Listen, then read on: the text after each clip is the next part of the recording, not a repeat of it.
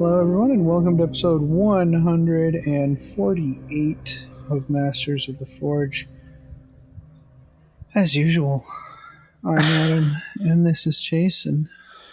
Hey, Adam, how's it going? I noticed we are in quiet mode today. We're doing the NPR version. We're doing the NPR version, but I think the kid's going to sleep like a rock. We just spent 2 days swimming and Oh yeah, he's out and doing all kinds of stuff and playing and up at camp. It was super nice to go outside in the outdoors. It's almost awesome. Like the before four times. The before times? The before four times, yes. Oh, almost. Man. Not quite. Almost.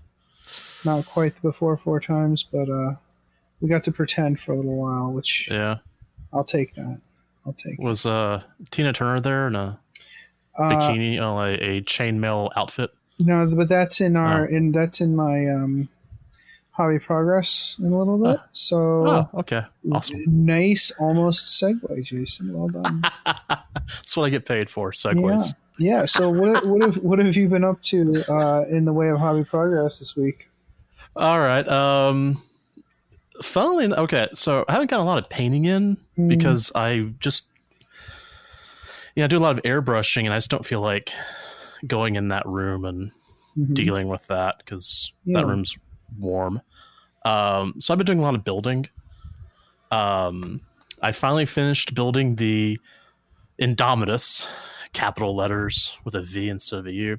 I did a global find and replace on our show notes today.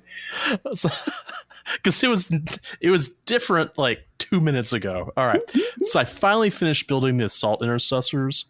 I really like those models. They're cute. And maybe cute's not the way to describe them, but they're just really, really cool. I think it's what was missing. There's still more stuff missing. Let's not go there, but it's something that was really cool to have. So I built those, and then and we'll talk about these cats later. Ephriel Stern and Kaiganal models. So that's the angry. The Demonifuge. The Demonifuge, yeah. So the Sister of Battle, that really cool, very dynamic pose, and the Harlequin that's with her. And if anyone's looking to see an amazing paint job on the Stern model, check out Little Legend Studios from Miles David. No, Miles doesn't give us anything or any of that.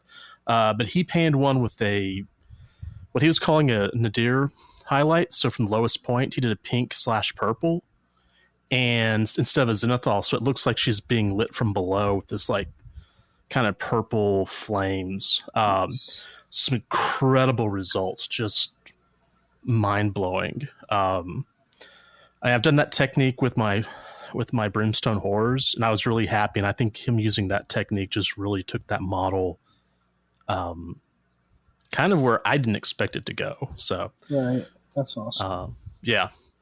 Let's see. So I built that stuff, and then for fun, I've been building all those Inquisitors and the models or the servo skull type things. So I have Inquisitor Dan, DAHN for Keith. Inquisitor Dan does not have legs. That was what Keith had kind of asked for. He wanted an Inquisitor that was different. And, I kind of dug around for rules, and he had mentioned he would want to have like a powered chair. And I was like, well, instead of a powered chair, could it be like a mechadendrite chair? So he's finally built. I gave him a servo skull that is like peeking over his shoulder. It looks really funny, which he wanted to name the servo skull Forest. And Pete from NGC40K wanted to name the servo skull Ginny. So they can all have that discussion. Anyway, he's built. I may add some green stuff, purity seals. I haven't decided yet. I've been working with green stuff a lot this past week, and I haven't been happy with my purity seals at this time, but I've been watching a bunch of YouTube videos. I think I know the technique now. We'll see. Built another new weapons platform. I mean, I just have all these bits on my table, and whenever I'm hobbying with you and John or whatever, I end up putting one together because it's all here. So let me see. I went through and created a bunch of servo skulls for some of the other platforms. Basically, just taking green stuff and kind of making this almost serpentine like data spike. So they can actually, I can go through and kind of twist it around so it looks like it's part of the model. Like it's plenty of contact points for it to stick. So that's been pretty cool. Let's see. Oh, the war suit came in. And I started working on it with you and with John the other night. Mm-hmm. And I did not like the way the Marine that's inside the cockpit looked. Like I was like, yeah, I'm just going to stay with the way it's built. And I'm looking at thinking, no, I don't think I'm going to paint it very well if I do that. So I ordered a replacement part from Pop Goes the Monkey. So that should come in another week or so. I ordered also a bunch of Thousand Suns parts, basically like shoulder pads. And then I found these dragon skull helmets that looked really cool. I have no idea what I'm going to use them for, but I bought them because they looked cool. So, one more thing. Let's see. I really need to buy foam. This is getting stupid. Mm-hmm. My desk, I have all these models that have been painted like for months, but I have them on here because I just like looking at them. But then I have other stuff that just needs... It isn't in foam because it's weird shaped or weird sized.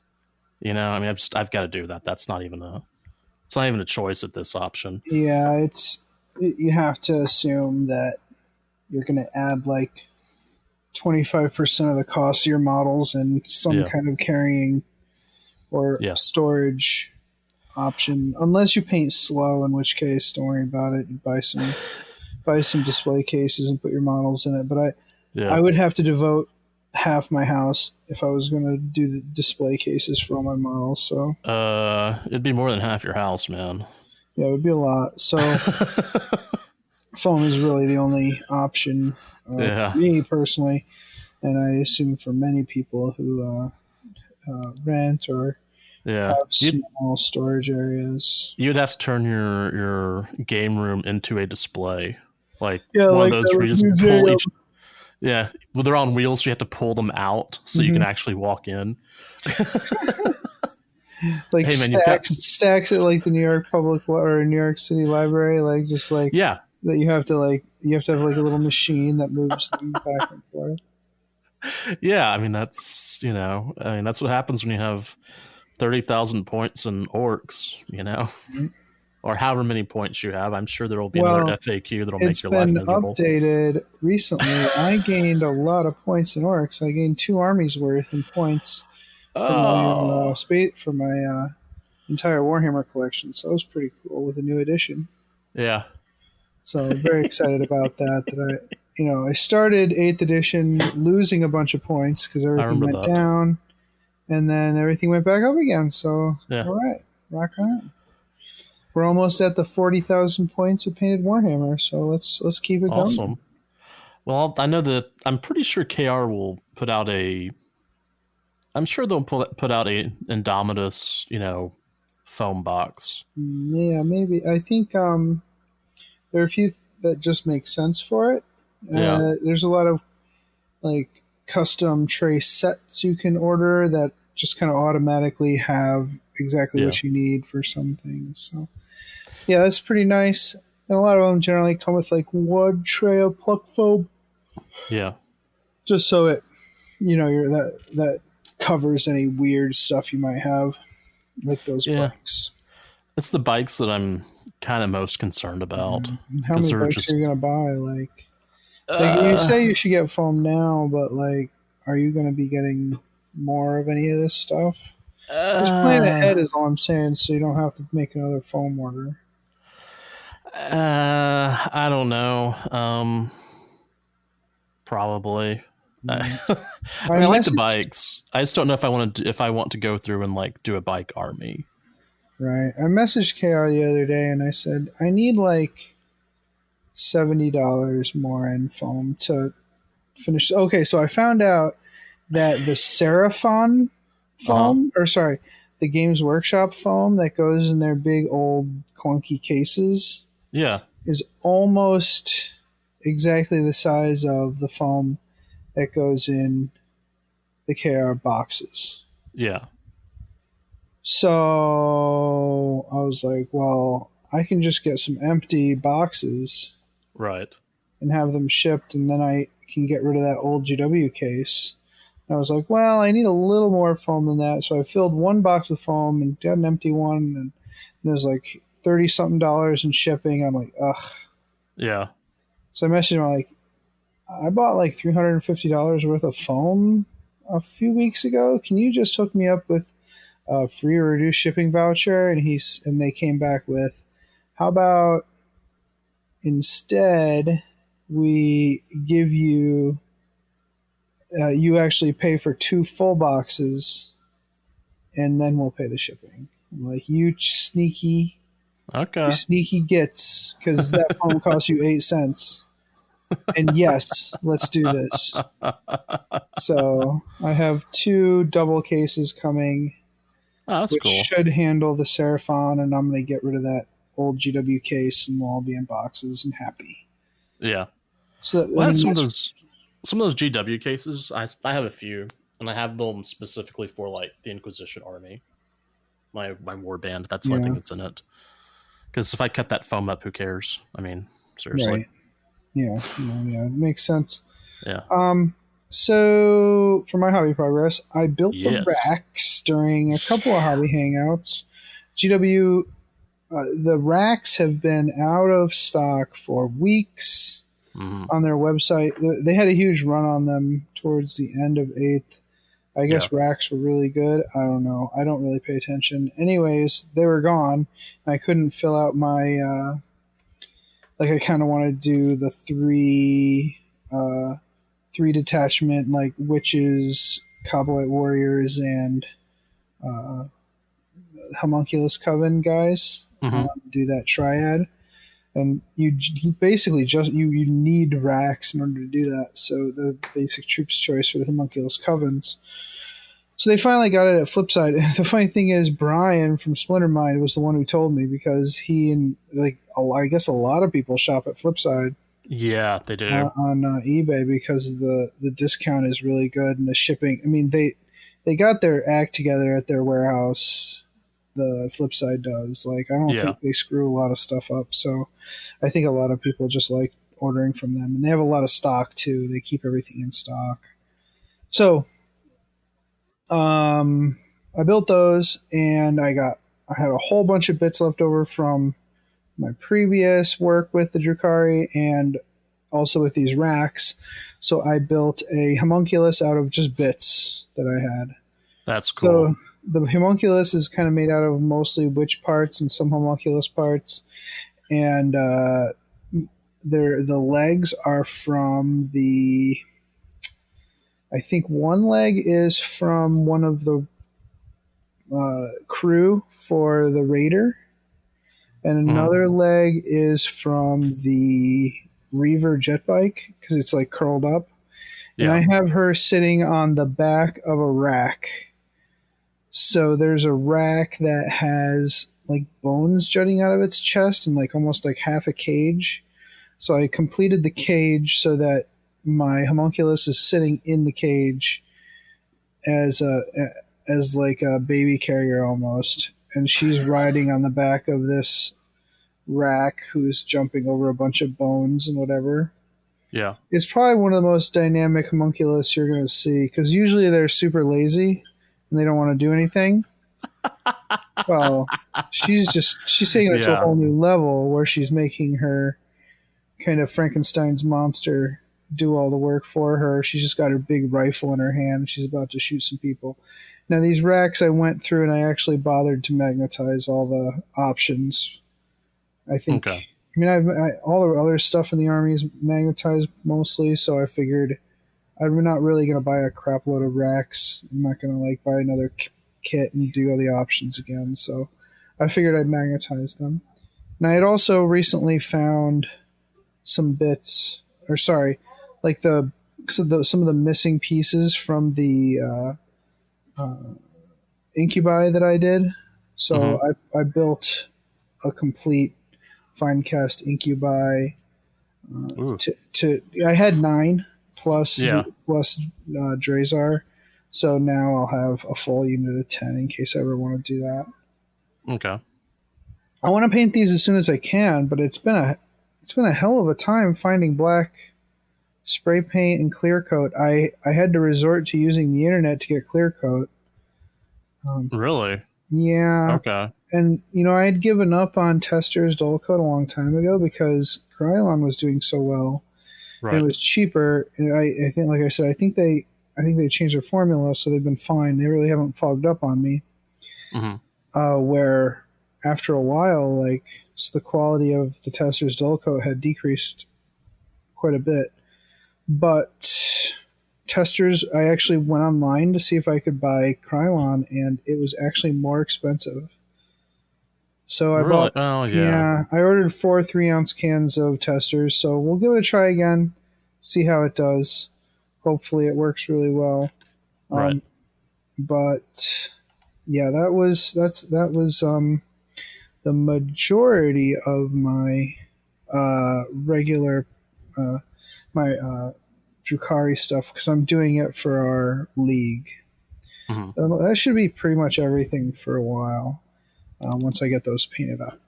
I also painted both of the Makaris and did a bunch of work on the 4th edition Gazgul statue for my Gazgul meets Gazgul diorama. Yeah. I'm pretty pleased with the freehand on the old Makari and the paint job on the new Makari. New Makari is pretty cool. He is definitely top heavy. I actually had to tilt the surface he was standing on, so that I could take the picture without him falling over.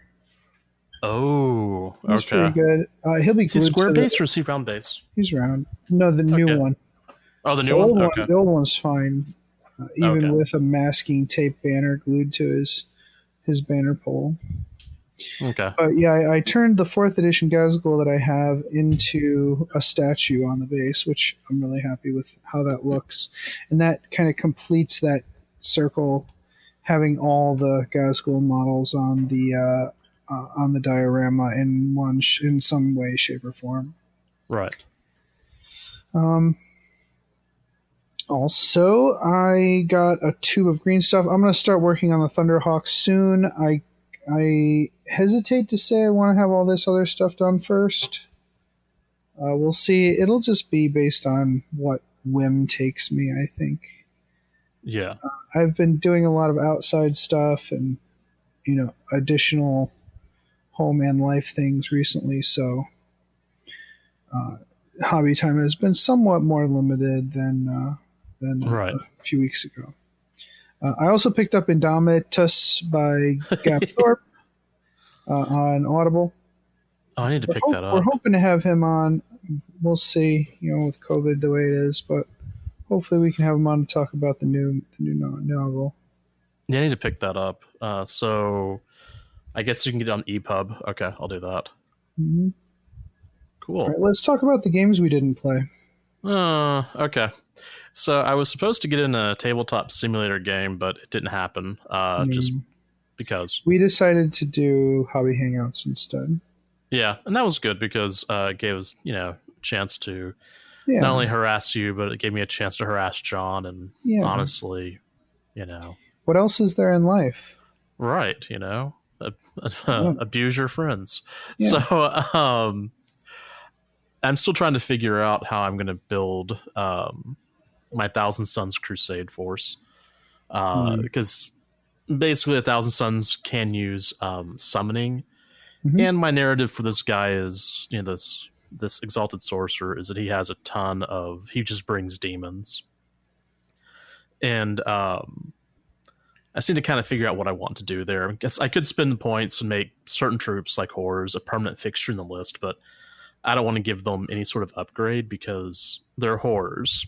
They're summoned to die, The crazy demon prince kit bash that I have, that guy gets upgrades though, because he's a pretty fun upgrade, and he definitely does not look like any other Demon Prince. Right. Can I offer a suggestion on the go for upgrades for the Pink Horrors? Okay, go ahead. You could say that it represents either some kind of esoteric knowledge possessed by a sorcerer in your army, or a like a relic they have that summons horrors that are more potent. Tougher. Yeah. Okay. I could do that. Yeah, I like that. Okay. Or you could just summon them. Yeah, well, the thing is that I'm wanting to put in a Helldrake because why not? And I would definitely give it upgrades because if any of y'all have read the Pandorax or Pandorax campaign book from 6th edition, all the way from 6th edition, there is a Helldrake that gets like stranded on Pandorax and kind of turns into this wandering monster. And it's like he's known as being out in the wilds. No one knows how to find him. He just like attacks random units, which I automatically thought, oh, that's really cute. So in that case, I would definitely see the Helldrakes as being something that could be upgraded. So, yeah. That's fun. I love little tidbits like that you can sprinkle into your campaigns and your courses. I got 5 games of. I got 5 games. Huh? Good. I'm trying to remember if it was named or not in that book. But all right, give me your games. I got 5 games of Warhammer 40,000. Yep. Okay. So I got. They're all matched play. Yeah. Because we have a league going on and it's all new, and I have a hard time. I'm like, I wasn't really looking to have people learn the new game and then also learn, Crusade at the same time. So I got 2 combat patrol games against Aaron from Flipside for our league. I used my Witch Cult versus his Death Watch. He tore me up real bad. Oh, yeah? Yeah. We had a nice time. We learned a lot about our armies and about the game. I learned that if you play Drukhari the way they are written in the lore, you will do a better job. Really? Yeah, I was basically using them as orcs. Oh, yeah. Okay. I was just YOLO first turn charging, or second, charge early, charge often, and that was not working out for me. I had 2 mass camera games in my garage. Nice. Versus Kendrick's White Scars. Oh, cool. So Kendrick always runs White Scars, right? That seems to, or every army I've ever seen him with that he's happy with, it's always been White Scars. And he's painting them, and they look really good. I'm sorry, everybody. It's been a long weekend. We played one combat patrol, and then we played incursion after. And the first game I YOLO'd, like I've been doing, and that didn't turn out well. And then I was like, all right, for the second game, I am going to cat and mouse, take little pot shots here and there, and then later in the game, I'm going to lunge and try to take the momentum. Yeah. And I didn't win. Yeah. But I feel like the army felt like it was behaving the way it should from a lore perspective. Right. And the game was a lot closer. Okay. So I think by embracing the way the army was intended to be played, or at least the way I would imagine it would be played, if I was reading a story, I actually did better in the game. So I think that's a cool, interesting concept. That is cool. I like that. Yeah.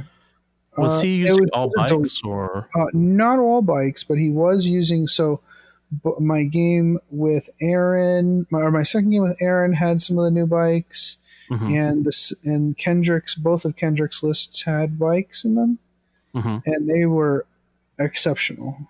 They were exceptionally powerful, and they felt exactly the way Space Marine bikes should feel. They should be quick and tough, and they should hit like a truck when they smash into you and drive over your face, which is exactly how they felt. So good for them. The Death Watch was rough because, like, they have a stratagem that lets them shoot you if you fly within 12 inches. And then Space Marines also have, like, the, I think it's Auspex Scan, which lets them shoot you if you deep strike within 12 inches. And all of my armies, all I wanted to do was either fly next to him within 12 inches and shoot him, or deep strike within 12 inches and shoot him. Right. And I ended up with, like, half-dead squads when he did that. Yeah, that'll do it. Yeah. So that wasn't cool. But I think I learned my lesson, so that's fine. So and also it is helping me. It's helping me a lot learn the rules for the armies. Some of the guys are like, "Why don't you use this ability?" I'm like, because that's not the ability my army would have. Yeah. I'm playing my character, man. So anyways, I hate that when you're like, okay, if I'm using this ability, if I'm using this faction and these units, how do you have any advice on how to play with it? And like 90% of the time, the advice is don't use that faction, don't use those units, use these other things. It's like, yeah, that's not what I asked. But okay. Well, I always get the why are you doing a summoning thing with your 1,000 Suns? You should, because 1,000 Suns, right? Yeah, like that's why. Yeah, it's like you should have rubrics. It's like this guy wasn't cool enough to get rubrics, or whatever. I mean, because rubrics are a finite resource, and yeah. So, anyways, I lied about that 5th game. I had a game slated with Connor, but I had to bow out for family get together. Yeah. But that's okay. He's cool. He spent some time with his GF, which is nice. Yeah, it's good for him. That's it for my games played. I hope I get some more this week. I had to take some rain checks, so hopefully I can fill in those cash in those rain checks sometime this week. Yeah, I'd love to see our league get some more traction, get some more interest. Yeah, we have a lot of people signed up. Go ahead. We have a lot of people signed up, and I'm just trying to get them to get their games in. Yeah. Am I signed up for it? I may have inadvertently made sure you were signed up for it. Maybe. Okay, good. Okay. so I can get some games in with you should play like Bill or something. Yeah. Oh yeah, because that's what I need is Bill and I and our crap together. We had a nice hobby hangout with Bill the other day. I know, it was good to hear from him. Yeah, it made me remind it. I already miss New York, but hearing his rants on whatever was just like, man, his giant wall of plastic that threatens to crush him and his entire family under the bulk of its weight. Well, he was mentioning boxes that he had, and I was like, I remember when he bought that. I remember making him literally forcing him to buy that model. Yeah, I mean, I vaguely remember when he was doing the Space Marines for Iron Hands, and then there was one thing he'd picked up, and it's like he couldn't remember why he picked it up, and I was like, and I was thinking about it later. I remembered, oh yeah, there was a formation that needed 2 drop pods and a land speeder, and it was a horrible formation. It looked good on paper, but fell apart in practice every time. So nice. Or there were better formations, but anyway, that's an distant past. Distant past, my friend. 2 editions ago. Yeah. All right, Jason, let's go beyond the bridge. Little ASMR there for you. Jason, it's your Beyond the Fringe.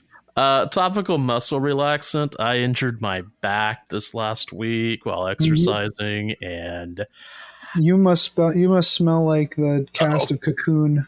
God, it's yeah, the stench is just terrible. Even the You're cats about to warn me about the diabetes. Yeah, but I can't grow a mustache. Oh, he passed away recently too. Yeah, rip.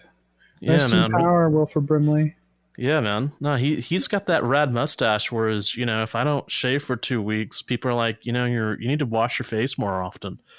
So yeah, but yeah, that's been, it's incredible. It's great, but man, it smells like, ugh.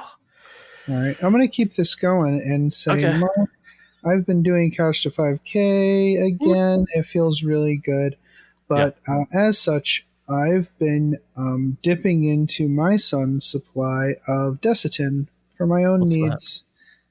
Diaper rash cream. Oh, okay. I highly recommend it. Oh, okay. In case you need it for anything. It's so gross here. God, we sound like old people. Yeah, God, freaking old. Okay, so. In the Astropathic Communique this week, we have just one little note, and that is there's a new Blood Bowl team that's super freaking awesome. Yeah, they did an undead team, but it's like it's got werewolves and Frankenstein's monster in it. It's basically a Halloween themed Blood Bowl team, and it is the coolest thing I've ever seen in my life. I wish I could get into Blood Bowl because I would totally get that, but Blood Bowl is super fun. Some of the people are just garbage, but that's true for anything. Like they just announced a new edition coming out. Yeah. Cool. And the grognards are just losing their damn minds. It's the worst. But you don't have to play those for 3 years, right? Yeah, it's been around for a long time. Yeah. Brian plays it, so if you ever wanted to play him, you could play me. Yeah. Once every half a decade, you'll play it, which is cool.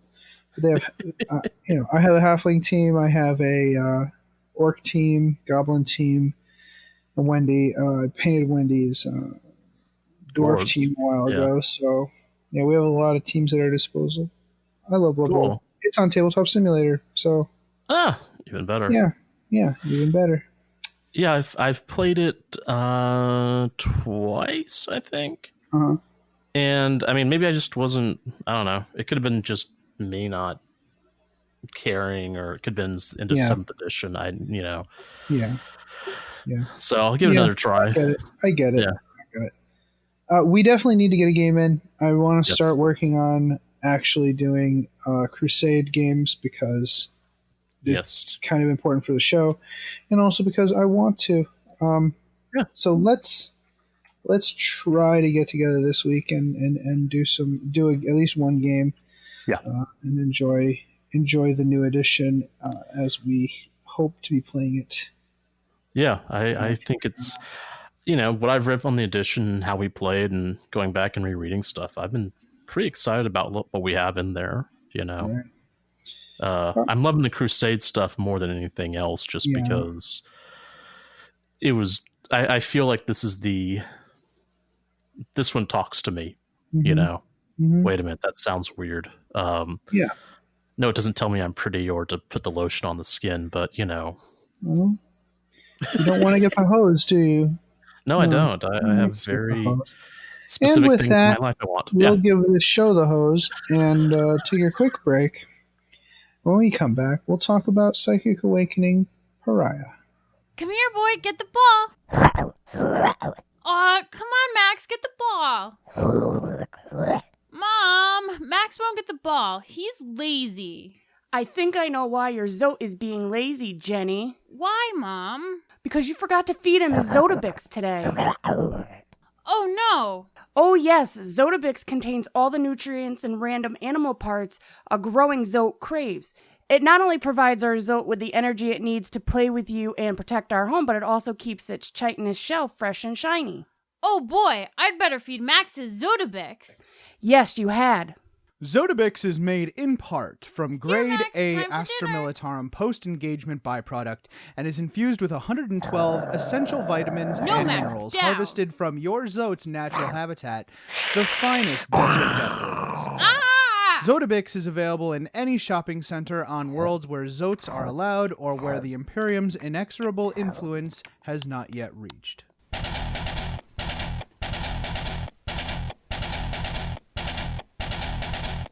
Hey Archons, tired of the boring predictability and efficiency of stuff that always works? You need the Slip Party Bus! Got an extra 473 points that you can't find a solid use for? You need the Slip Party Bus!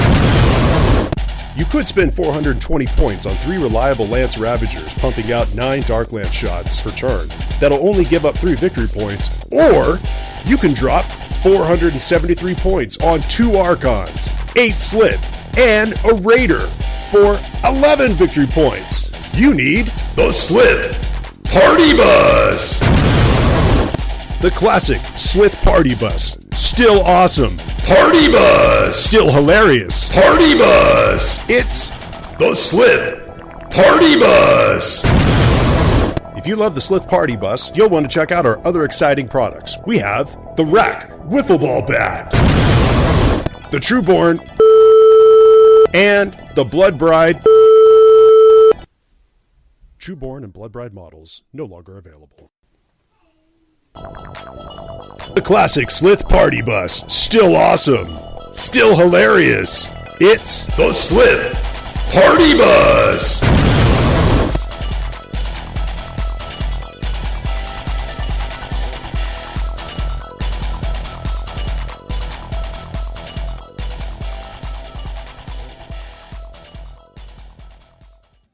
Welcome back. So this will be the last installment of our modern era lore, Psychic Awakening. Very excited. This is a pretty good one. I thought that the lore in this was fairly well done. It has some interesting notes in it, and looking forward to talking about it. So it starts off talking about this battle group Codius. The prelude describes what it's like to face the silence of the Pariah Nexus, which we talked about a few episodes ago. Psychers such as astropath Yamelda Cherio can hear the psychic screams of humanity throughout the galaxy. They hear it all the time. They're so sensitive that they actually hear it. And that's kind of part of what kind of drives people nuts sometimes, is the fact that they can hear the thoughts and screams and horror going on throughout the galaxy. But it doesn't that doesn't scare her. She's used to it.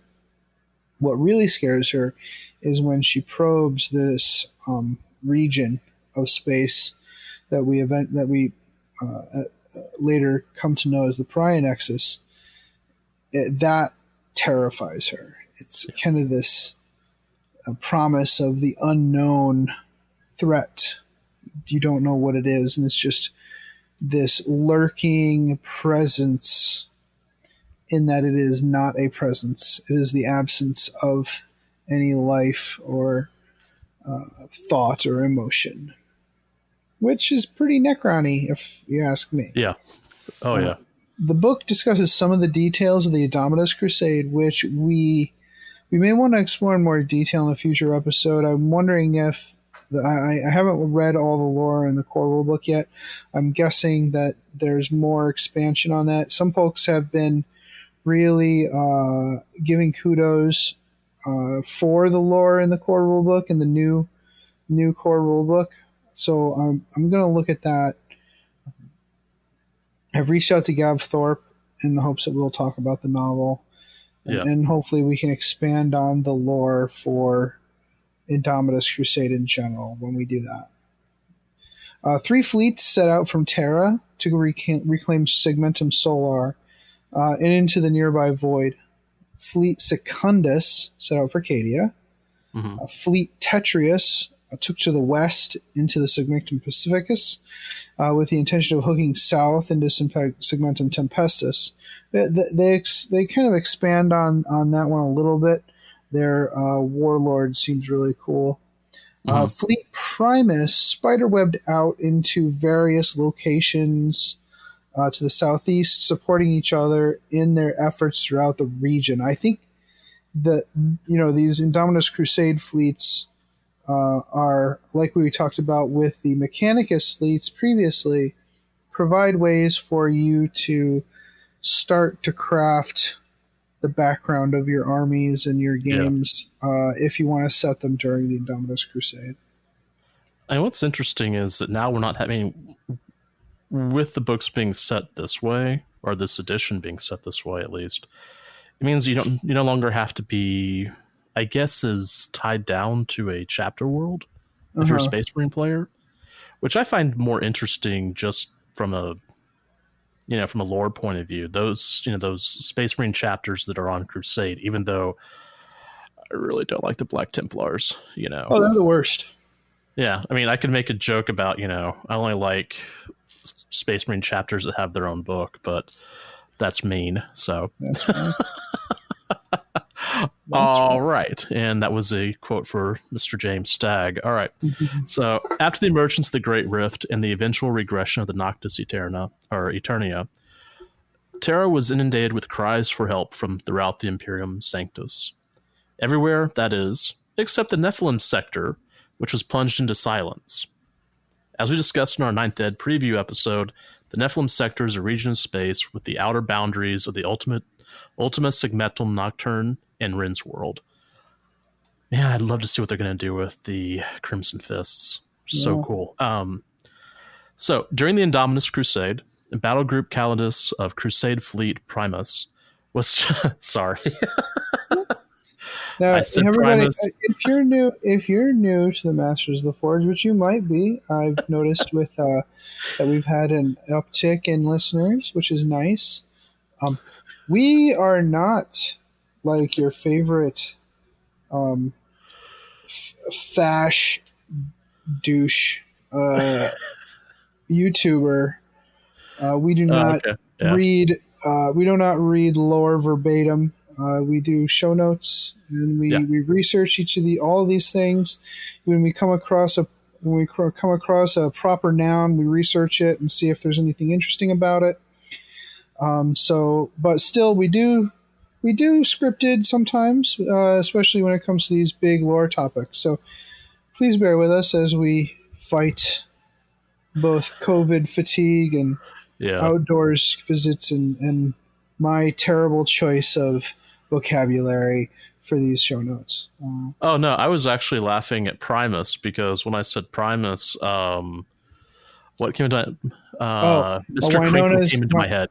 Oh, I thought you were just say Winona's, but yeah. Womp womp womp womp womp womp womp. Yeah. Womp womp womp womp.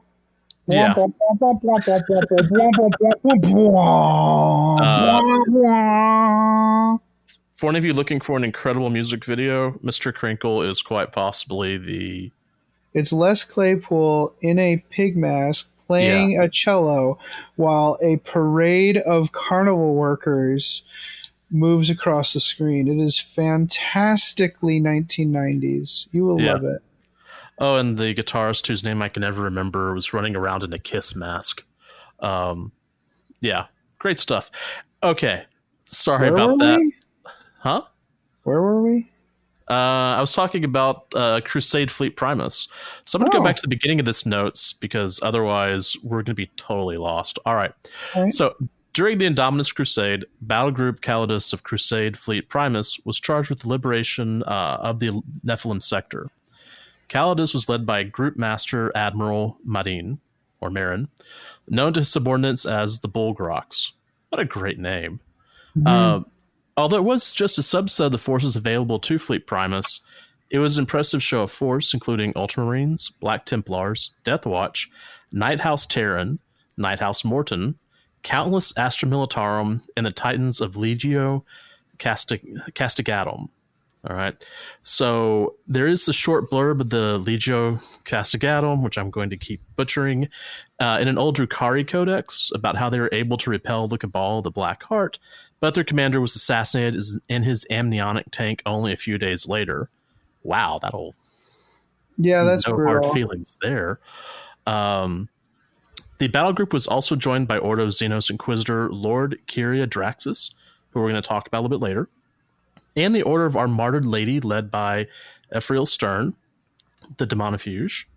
While Stern's abilities are still taboo or even heresy in many circles, in time of rampant miracles, she stands a much better chance of acceptance among her peers. Her rules are pretty cool. She's pretty cool, so... Yeah, it happens. I love how they're adding some pretty cool characters to these. New ones that you might want to use for your own armies, or the new miniatures, like for these Inquisitors that they're doing. Really like that. So when Battlefleet Codius approached Nephilim sector, it came across a wave of refugees, both human and Xenos populations capable of scuttling their worlds did so, while others left behind were in a blind panic. So in either case, strife was rampant as many disparate populations clashed together as they desperately tried to escape the growing void of silence in the Nephilim sector. Beyond the wave of strife, their navigators were able to discern the borders of the phenomenon as a shimmering veil of warp storms. It's almost like a bow shock wave in the warp. The fleet then plunged into the silent zone. Ooh. I can hear that Primus tune in the background. Deep within the heart of the sector lay the Zendu system. Its star was imprisoned by a noctilith cage brought by the Necrons. Tethered by lines of arcane energies, a number of huge Necron constructs orbited the cage and completed the system. Of course, clouds of ships swarmed everything. Massive noctilith pylons miles across and tall enough to scrape the troposphere had been built on several key nodal worlds, and they emanated entropic energies. Thank you, Casey. And so... half of our listeners have no idea what that reference is, so go ahead. No, they don't. Do we bother telling them? Or No, I'll keep it going. Okay, cool. All right, so this network of esoteric constructs was the mechanism that was clearly responsible for the silence, and it could come to be known as the Pariah Nexus. Every location within the Nexus's influence was under heavy observation by the Necrons, and subsequently, the orchestrator of the Nexus, Illuminator Caesaros. The omniscient surveillance went unnoticed by the fleet as it plied the region's entropic sludge. Of course, Caesaros could strike at any moment, but he instead chose to observe the humans' activities. Whether this was because the Illuminator's prognostications required that he act at a specific time in order to ensure victory, or if it was due to some scientific fascination or simple idle curiosity, is anyone's guess. Yeah, I think from the last thing, like the story that we read about Caesar, like the last Pariah story, he was kind of using the actions of others to make predictions. Right. So I was wondering if maybe in order for some of his predictions to come true, he had to allow certain things to happen. Yeah. Or if he just wanted to gather more information, who knows? Yeah. That's actually, yeah. All right. So within the Pariah Nexus, Psychers of the Indominus fleet, as one might expect, were disquieted and found it difficult to harness their powers. But they weren't the only ones. Every living being in the battle group felt the nothingness tugging at their souls. Even the warp engines found it difficult to operate in the silence, rendering them incredibly inefficient and fuel-hungry. One vessel's Geller field collapsed during warp transit, and nothing happened? Unfortunately, similarly with unprotected people bursting in the void. Yeah. Yeah. like Andy Clark decided to say, like, oh, the Geller field burst like the unprotected body of a human being exposed to the void. Yeah. Bodies don't pop when they just float. They don't. Yeah. They don't. There's no rapid. We all float down here. Explosion of your body. You just asphyxiate and die. There's no weird. Yeah. Do your research, Andy.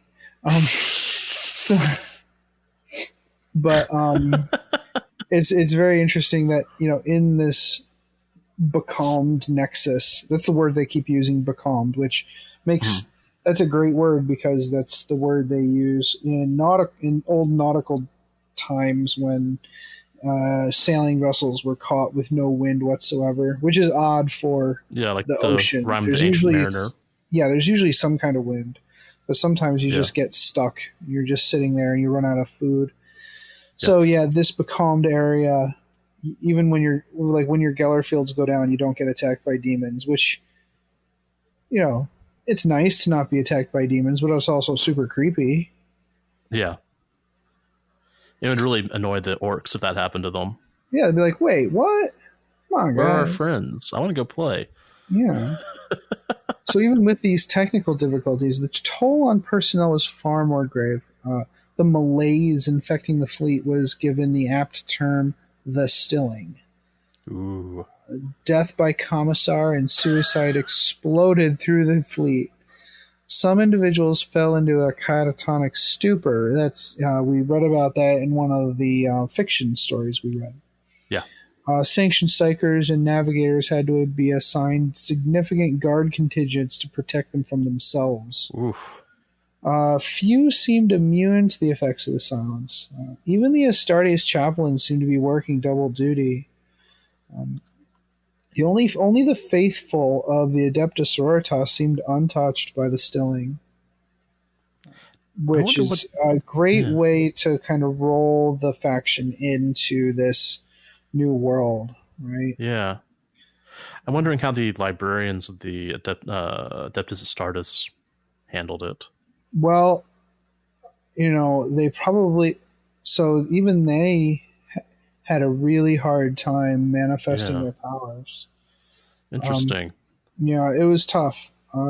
So during their exploration of the Pariah Nexus battle fleet, Codius found dead listening stations, silent defense platforms, vessels adrift in the void, and abandoned planet-side facilities. The region of space was like a tomb, but writ large on an interplanetary scale. Of course, it was thought that the stilling was to blame for the region-wide stalling in activity, but there were no people to be found. Even sites of industrial accidents, crashed vehicles were devoid of corpses. Later, they do come across like vast hive cities full of the dead and burned, but some of these places just seem to have absconded away with the bodies. Any vid recording that might reveal a clue as to their whereabouts was erased. The fleet spread throughout the region, and despite the stilled crews, the humans inevitably came across the Blackstone constructs that made up the vast workings of the Pariah Nexus. Although Caesaros had installed protocols for inaction in his warriors, and the Imperial infiltrators had not been attacked, it was very clear that the technology at work was Necron in origin. I mean, it's got glowy bits, right? Green glowy bits, clearly Necrons. Yeah, green glow, Necrons. I mean, that's almost one of the paint lines. Yeah, it's a 101 in how to identify Necron technology. Yep. Still, the Necrons finally responded. Across the region, phalanxes of warriors and support systems came alive and repelled the Imperial interlopers. The hot zones grew hotter as Necron forces swelled day by day. Warriors were identified as hailing from numerous known and unknown dynasties, all working in concert, which was a troubling sign indeed. Due to the incredible difficulties suffered by the astropaths sending messages, the fleet was forced to use fast-moving, warp-capable courier ships to dispatch orders to each of the subgroups throughout the region of the Nexus. That is interesting. You know, the whole idea of we can't communicate, so now we have to almost rely on the Pony Express to, you know, get back into that could do some really there's could be some really interesting narrative ideas there. Group Master Marin ordered a muster at the world of Mesmach, where an assault was to be conducted on a jungle there where a pylon stood. The Space Marines, Ultramarines, Black Templars, and Death Watch led the strike as a shining example for the forces who followed them. It was a true combined arms operation, not the least of which being the Warlord Titan Deus Redemptor. Such large opposition, however, was only a fraction of the number of Marin had hoped for, since about a third of those ordered to the system had been waylaid by the Stilling. Their ground operation was a critical one, since the pylon seemed unmarked by even the heaviest orbital bombardment. Sadly, the closer the attackers drew towards the pylon, the more they lost heart. Soldiers fell into a catatonic stupor, tanks ground to a halt. The lessened pressure against the Necron forces gave them breathing room, and they pushed the attackers back. Unforgivable numbers of Space Marines sold their lives to give the Astra Militarum and Legio Titanicus forces the opportunity to retreat back to their landers and flee.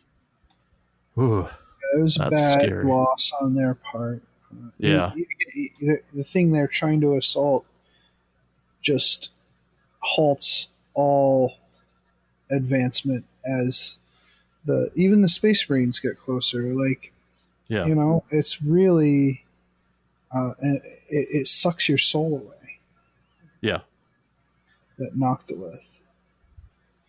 So it really became apparent that a victory soon would not only be important from a tactical standpoint, but one of morale too. And this is a war that was, I mean, certainly there's arcane reasons behind it, but morale or one's own force of will, ability to resist this kind of thing, is your best weapon against it, right?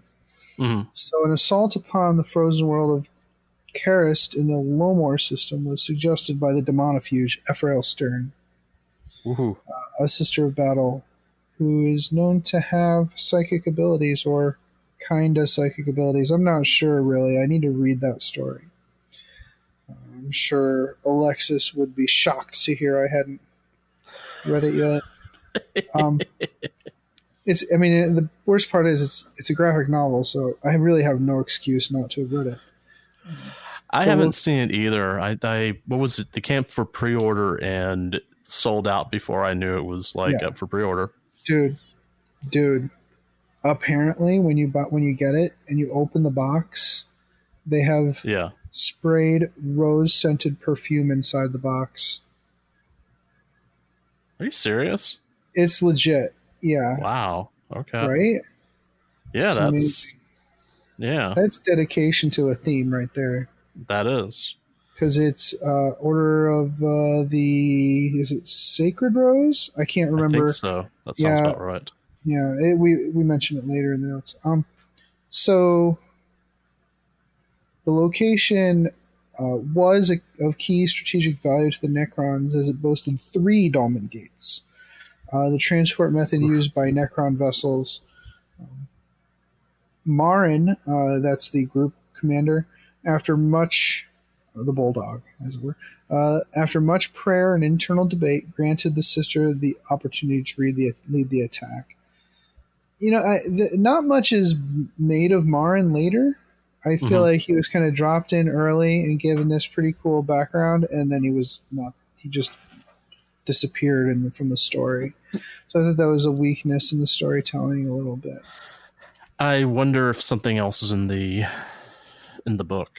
Maybe. I don't know. Yeah. I think maybe it's just there's only so much room, and True. Heroes on the ground are more interesting than heroes in space sometimes. Sometimes. True, yeah. But sometimes. I think some of the most popular characters from the Horus Heresy are Starship Commanders, aren't they? Fire the Ursus Claws, man. Yeah, right? So, I guess. So anyways, Stern formulated a plan to assault the well-defended facility, which that really bellied the bellicose yet cunning nature of the Adeptus Sororitas. There was one gorge leading into the facility, that was less shielded than the other areas, but was festooned with weapons and placements, which pretty much dared any foe to expose themselves to the overlapping fields of fire in the valley. Like, sure, you can use this weaker area to attack us, but we'll box you in with laser shooting your face off. So we dare you. So Stern simply ordered her invasion cathedrals to burn low and lay waste to the mountainsides flanking the shielded valley. So they didn't attack the shielded emplacements. They just shot the mountains to death. That is so Imperium. The Necron edifices were buried under tons of rock and ice. Although there was still plenty of planetary defenses remaining to the Necrons, that are able to shoot not over the curvature of the Earth, but you know what I mean. Yeah. The landing craft did suffer some catastrophic ends during the drop, including one of the cathedrals smashed into the tundra and exploded. But thousands of landing craft still made it to the surface at the mouth of the gorge. Stern landed with her 2,000 Order of the Martyred Lady, 500 Order of the Bloody Rose, lances of House Mortan. House Mortan did take part in the battles in the Faith and Fury book, in the Holy World discussed in that story. Apparently they're still kind of cleaving to this group of the faithful, and of course a massive contingent of Astra Militarum. Their morale boosted by the presence of the heroic Adeptus Sororitas. This again shows the importance of the Sororitas as in these combined arms battles, and that's been shown throughout.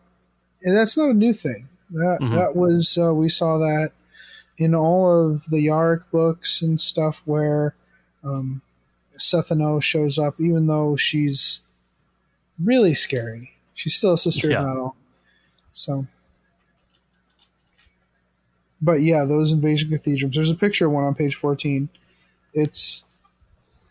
Imagine an invasion cathedral in your head.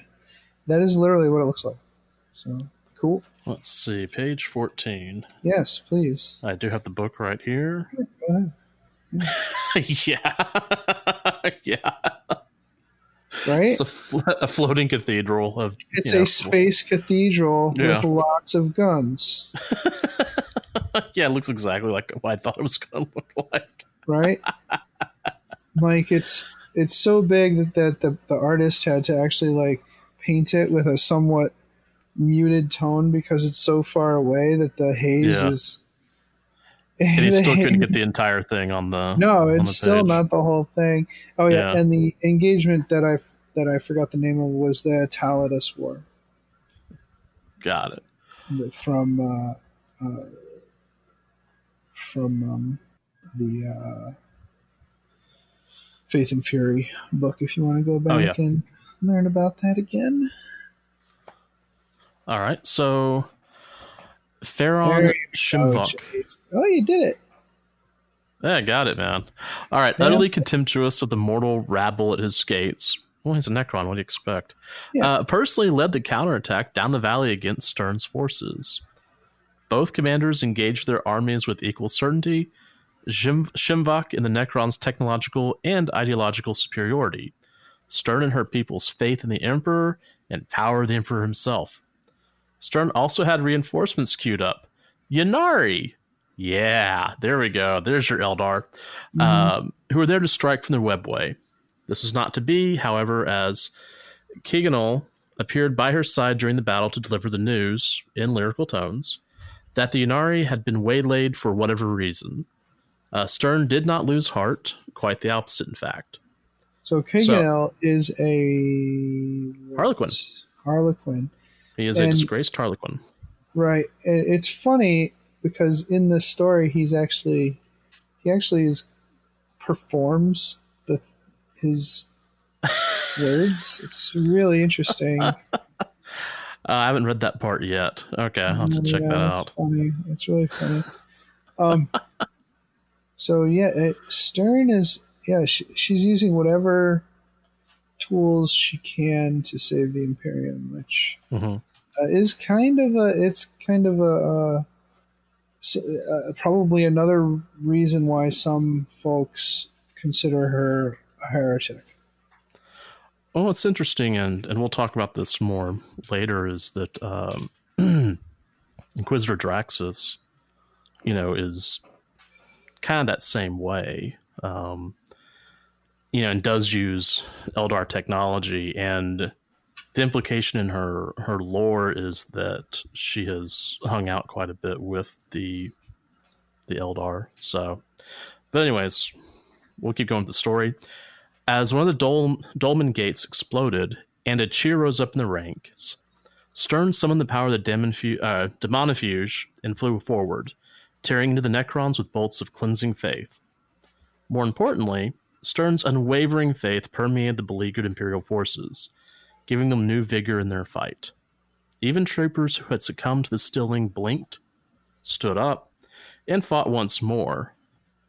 The surge left Shimvok reeling, while simultaneously the Imperial Knight struck at the Imperial flanks. Stern Kaganal, God, I'm going to have a problem with that one, drove toward the Necron command structure. It was not long before the Necron Overlord was eliminated, his forces decimated, and the remaining Dolmen gates destroyed. Yay!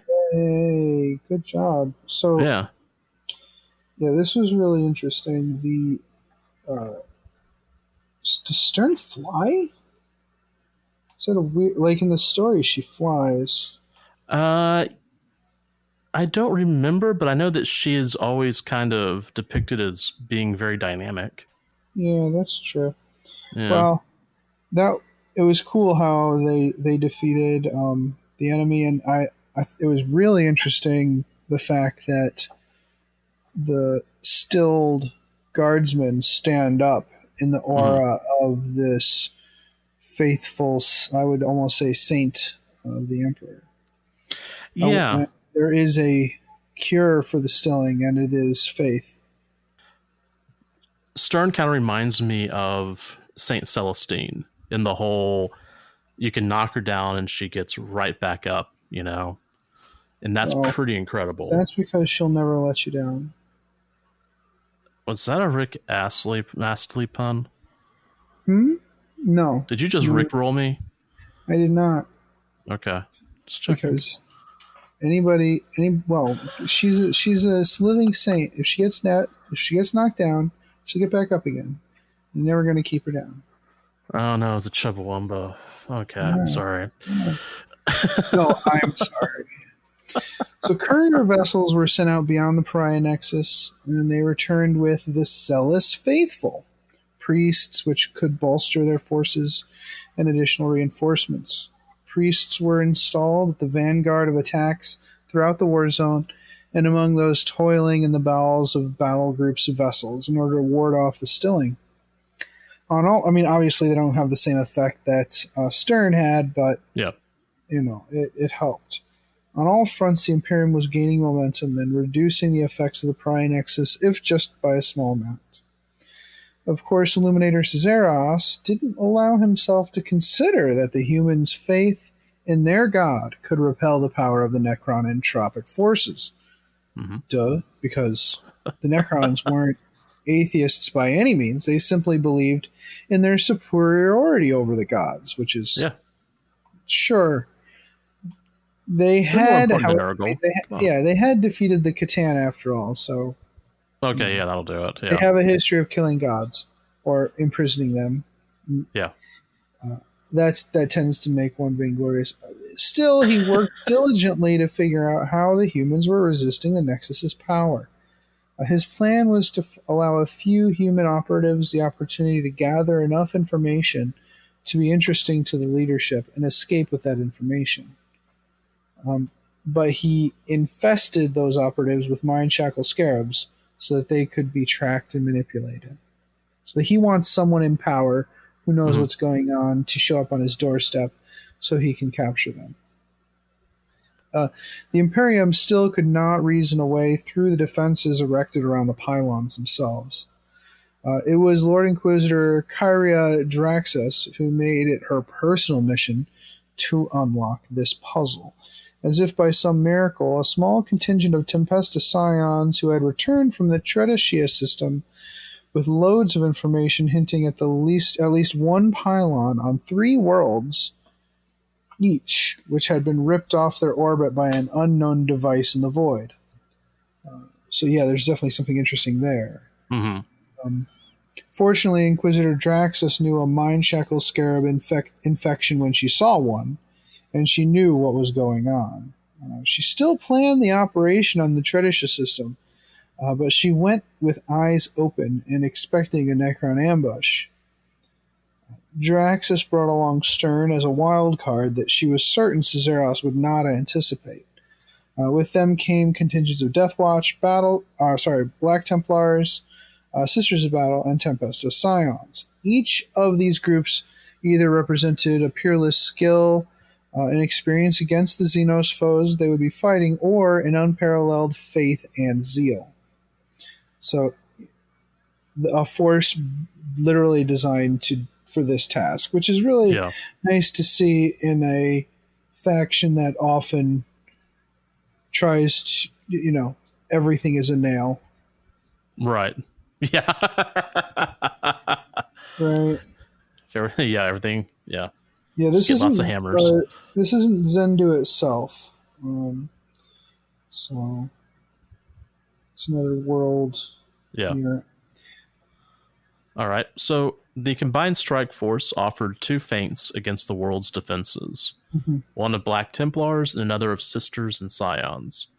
While Draxus's... Boy, that's a difficult one. While Draxus' Inquisitorial cruiser, Paladin Shadow, which was equipped with hollow fields, slipped through to the surface unmolested. Draxus assumed that the enemy was still tracking them the entire time due to the mind shackle scarabs infesting their accompanying Scions. But then again, she was counting on it to secure victory. We'll talk a little bit more about Draxus later, but it's a really, really cool character. Very much the anti-Necron character. Yeah. Well, so Ordo Xenos Inquisitor, right? Yeah, she's from Ordo Xenos, and she is definitely considered a radical. There's no mean, that's unambiguous. Yeah, there's no it's not even the black armor, it's the hey, is that a shuriken pistol? And what is did you have your ears surgically altered to look like elf ears? And what's that? What's your pet again? What is that again? Is that a sanctioned species for Imperial use? Yeah, exactly. I mean, it's just, yeah. So, all right. Sorry. Accompanied by an elite force of Deathwatch. She probably has a back tattoo that says the Emperor is a butthead or something. Probably. I think I'm going to stop this commentary because you and I will definitely go somewhere that I'll have to go through and edit. So, not that kind of back tattoo. I was talking like a full spread. Like like a mural. That the Emperor's a butthead. The Emperor's a butthead, and it's got a big picture of the Emperor. He's like, "Durr." That's what heretics do. Yeah, well, all right. So, accompanied by an elite force of Deathwatch. Look at you changing the subject. Yeah, look at me segueing. Elite force of Deathwatch and Sisters of Battle, along with Ethereal Stern, they assaulted the pylon at the largest planet's tidally locked terminator. Oh, that's cool. When they touched down the burned-out Hive City near the base of the obelisk, they were immediately ambushed from several arcane gates by a force of Necrons, including Caesaros himself. So he could gloat, James Bond villain. There's a whole sidebar of Cesaros gloating. It's great. And Are you serious? Just imagine him going blah blah blah blah blah blah blah, and then the next thing happening. What he needs to have is like a pet mind scarab that he sits there and strokes while he does that. Yeah. Oh, you know, definitely a Bond villain there. Okay. Yeah. Draxus and her coterie of xenotacticians, known as Xenorites, assumed this would be the method of the enemy's ambush, and the strike force turned and charged through the enemy towards one of the gates. The Death Watch and Sisters held off the Necrons while the Xenorites slammed the gate shut. Yeah. That sounds pretty cool. I need to go back. He showed up, started monologuing, and then they all just said, "Oh, yeah, we're gonna just all charge en masse through this line of Necrons and jump into one of the gates." Well, it's either that or listen to him gloating and yeah. So they found themselves in a massive cavern dominated by a shackled Satan shard. There, they battled a swarm of canoptic monstrosities while the Inquisitor extracted a cache of nemitic crystals. Most of Draxus' Xenorites died in the effort to secure them, but they were able to make off with some. Most of the Imperial attackers died in the operation, and they were nearly overwhelmed, but Draxus smashed the machinery, holding the Satan shard in place, and the shard teleported them back to the bridge of their vessel. Which is really nice. I would have thought the shard would have lost their mind and destroyed the place, but maybe that's later. They did. I assume they did. Yeah, because the Necrons kind of had to deal with that. But the shard turned around and pointed at Draxus. She's like, "Well, guess I'm dead. It was good. It was a good run. I mean, if I'm gonna die." Yeah, getting murdered by a giant flaming Catan shard, I'll take that. Yeah. But instead of being killed, she was teleported back to her ship. Probably because the Catan shard hates the Necrons so much. Yeah. So that could be an interesting narrative. Much. Yes. Yeah. She's like, you know what? I'll think about this later. I'm not going to worry about this right this second. I'm wondering what sort of interesting narrative could be created with a Satan shard. I don't know I don't know their stats, so I can't think of where they would fit. I'm assuming they're an HQ. It would be good as a Catan shard could be used as an oracle in your story. Okay. The giver of the information. Yeah. I mean, clearly, eventually, antagonist level stuff, but at first, it's an ancient being with lots of information, and it could be feeding the characters either correct information, wrong information, or correct information that's been massaged to only give them the information it needs for them to make the choices it wants them to make. And that's true. Okay.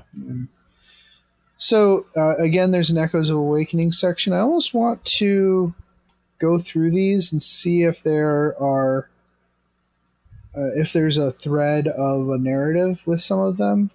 Certainly, we've had ones before mentioning the Crimson King, stuff like that. So, the first one is Watch Station Hadrax 3-7 in the Sol System. Interesting. Warp storms are coalescing in the galactic south of Luther McIntyre. Hundreds or thousands of living vessels are pouring from the system. From this warp storm into the system. They're all these gross living. I can't tell if they're demons, right, or if they're Tyranids or Nurgle or something else entirely. Which is really... Luther McIntyre is a desert death world in Segmentum Tempestus.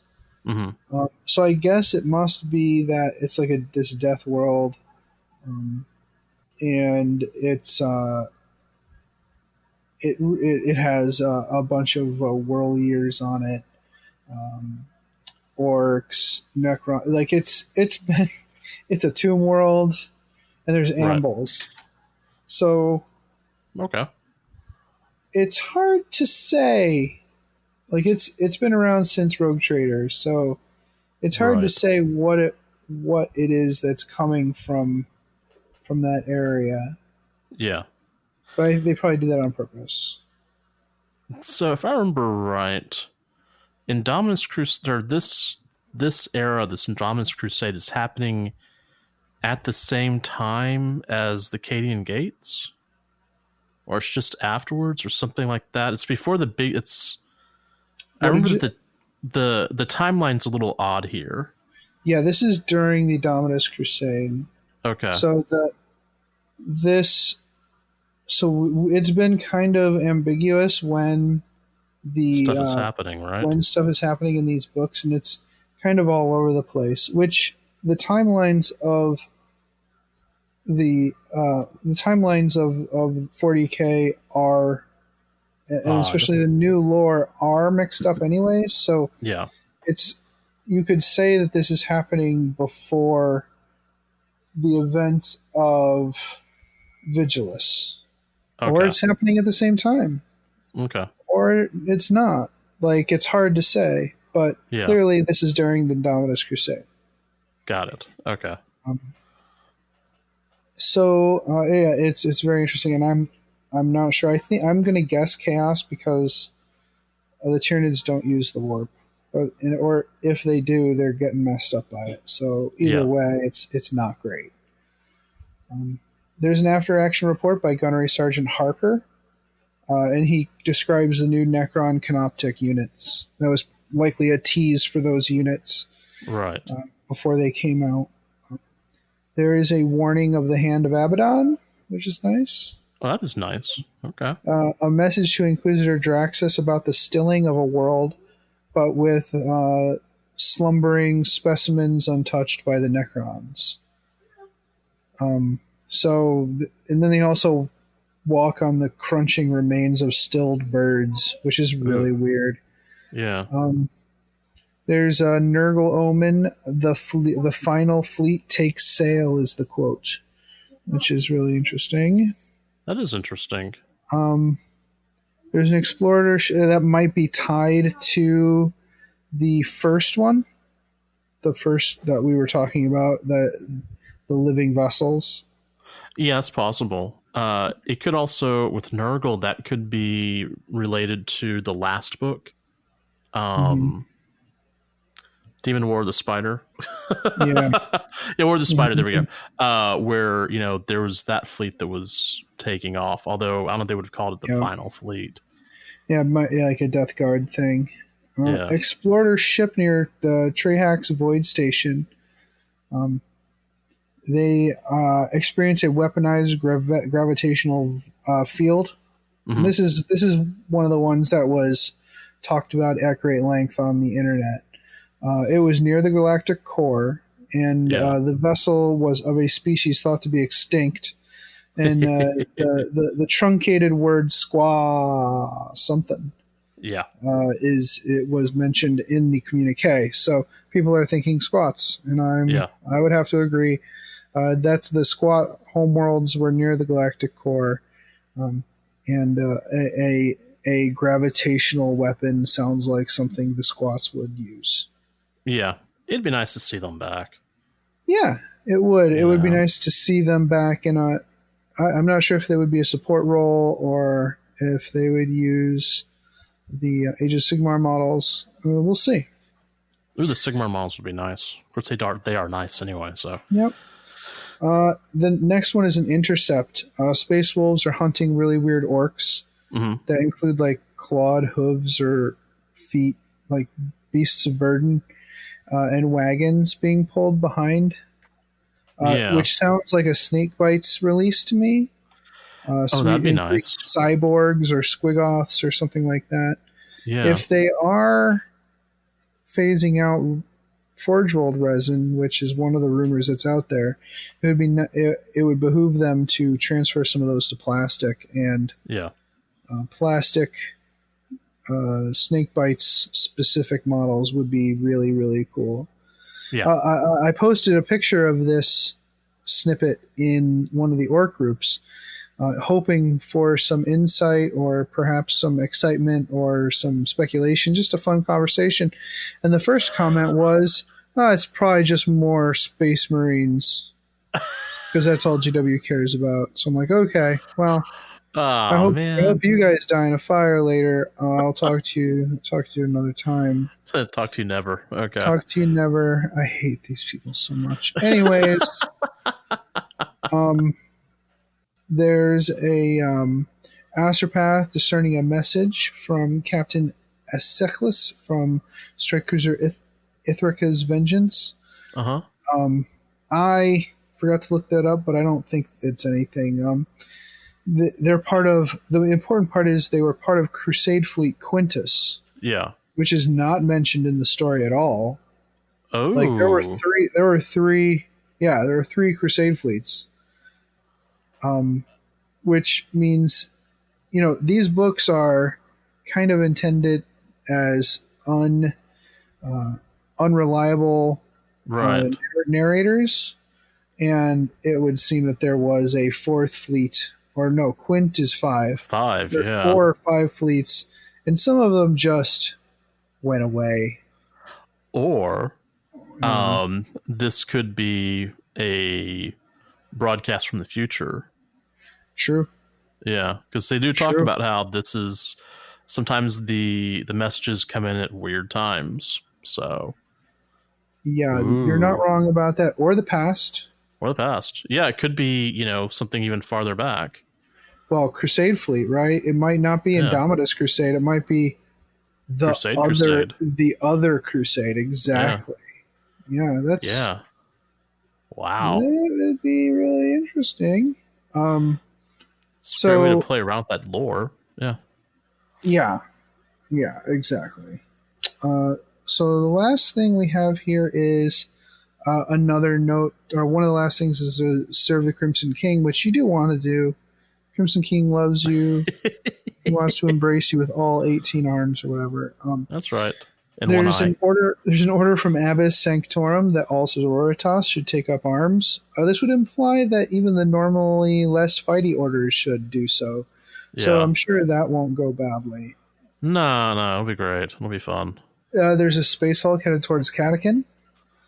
And the Space Marines are not coming to help. So really, okay. Again, you have to put on your tinfoil hat in the hopes that there will be new Catechin models, and it'll just be this super awesome Catechins versus Snakebites thing on the planet of Catechin. Can you imagine how awesome that would be? There's a certain point, it's like, is that a snakebite animal, or is that just the local... Yeah. Is that local species? We don't know. There's a message for Castellan Garen about the Dark Angels and their fight against Magnus. Interesting. Some of their number did not reach safety after the battle, and they must not be abandoned. Now, several groups use the word Castellan. For this implies though Crow, Garen Crow of the Grey Knights. So there are Grey Knights who are lost on Fenris. I'm not sure. So this goes back to the Wrath of Magnus, 7th edition. Yes, it does. Yeah. So I'm interested to see how that story develops. I'm sure the story will be continued. There's got to be more campaign books coming. Yeah. Talking about all this fun stuff. I'm just looking forward to seeing what that is. All right, so let's take a quick break, and we'll come back and we'll just talk a bit about some of the narrative aspects of the rules that were available in this this book. And if you're lucky, at the very end, we'll roll on some random tables. Oh, yeah. Hey, mofos. Are you looking for more Warhammer 40k video content? Well, the Scarred Cast posts regular battle reports as well as tactics and strategy videos. Be sure to check out all the cool hobby content for the avid tabletop wargamer. That's Scarred Cast, Skared on YouTube. Hello, everyone. the Masters of the Forge is now a proud member of the NPC, the Narrative Podcast Consortium. Our aim is to inspire your hobby through the rich lore of the 41st millennium. If you enjoy our podcast, then make sure to check out these other awesome shows, where you can get coverage on campaigns, Black Library, and all kinds of general topics of the 40K background. The NGC 40K podcast also provides in-depth campaign coverage, audio dramas, and free-flowing narrative campaign creation. The Adeptus Terra podcast also features in-depth discussions of the lore and commentary on the hobby. Oh, and sexy English voices. Oh, yeah. The Masters of the Forge brings the world of 40K to life on your tabletop, with discussion on the lore, backed up by narrative-themed rules and battle reports. Of course, this is only a fraction of the topics covered by the podcasts of the NPC. Please tune in to find out more. Welcome back. So let's have a quick chat about some of the rules that are provided in Pariah. First of all, this book has 3 missions in it. Huzzah! Mm-hmm. Yep. This book has a lot of stuff in it. Let me just say that before. Yeah, this is value added. Yeah. Well, it's something for everybody. So, unfortunately, the first mission's kind of a dud. The Defender, it's called Breakout. The Defender deploys in the middle, and the attacker puts everything in reserve. Right. The Defender is trying to flee the battlefield. That's pretty much it. Let's be honest, it's probably more fun to play than it sounds. The stratagems are somewhat uninspired. It involves rerolls and rerolls to hit, reroll to wound, blah, blah, blah, blah, blah, blah, blah. So that was... I would almost play that without the stratagems. Getting that out of the way, the second scenario that they have in here is called Layer by Layer, which I find extremely fascinating. So it makes up for Breakout in every way, shape, or form. So you have few, if any, flyers or Lords of War. It's one of those where a grinding advance is what you're trying to portray. Okay. And flying would sort of break that immersion. Which some people are like, well, just let me take the best tool for the job. Well, sometimes you don't have the best tool for the job, sir. Yeah, you just sometimes you're just a tool. You are a tool. Yeah, thank you. Yeah. Wow. Okay, I'm looking over the map now on that one. Yeah, that's...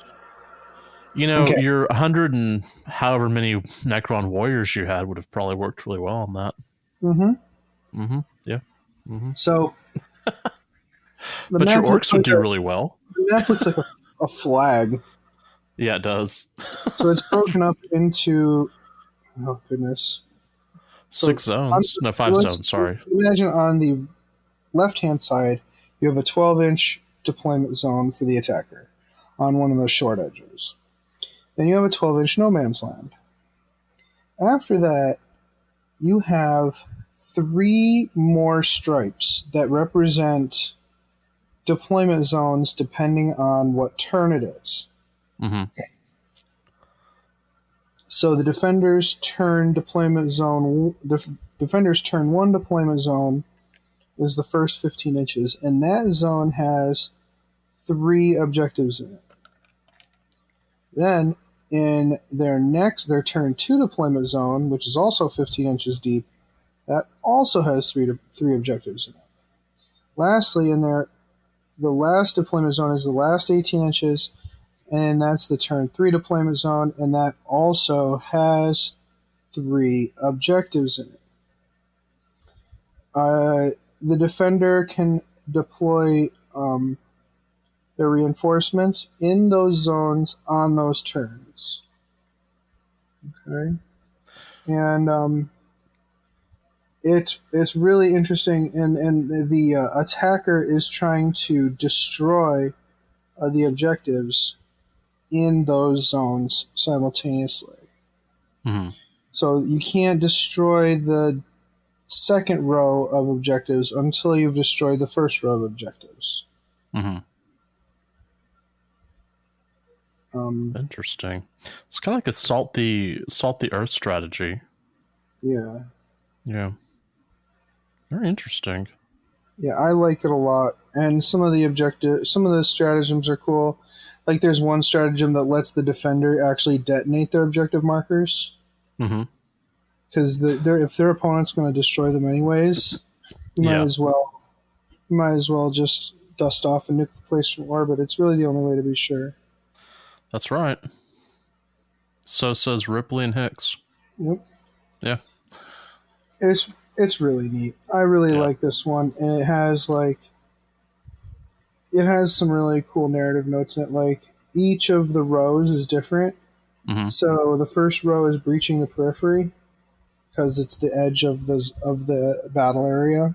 Mm-hmm. And then the second row is smashing the uplinks, and those are like the data uplinks. And then the last row is detonating the cores, and those represent more stable inner workings. Yeah.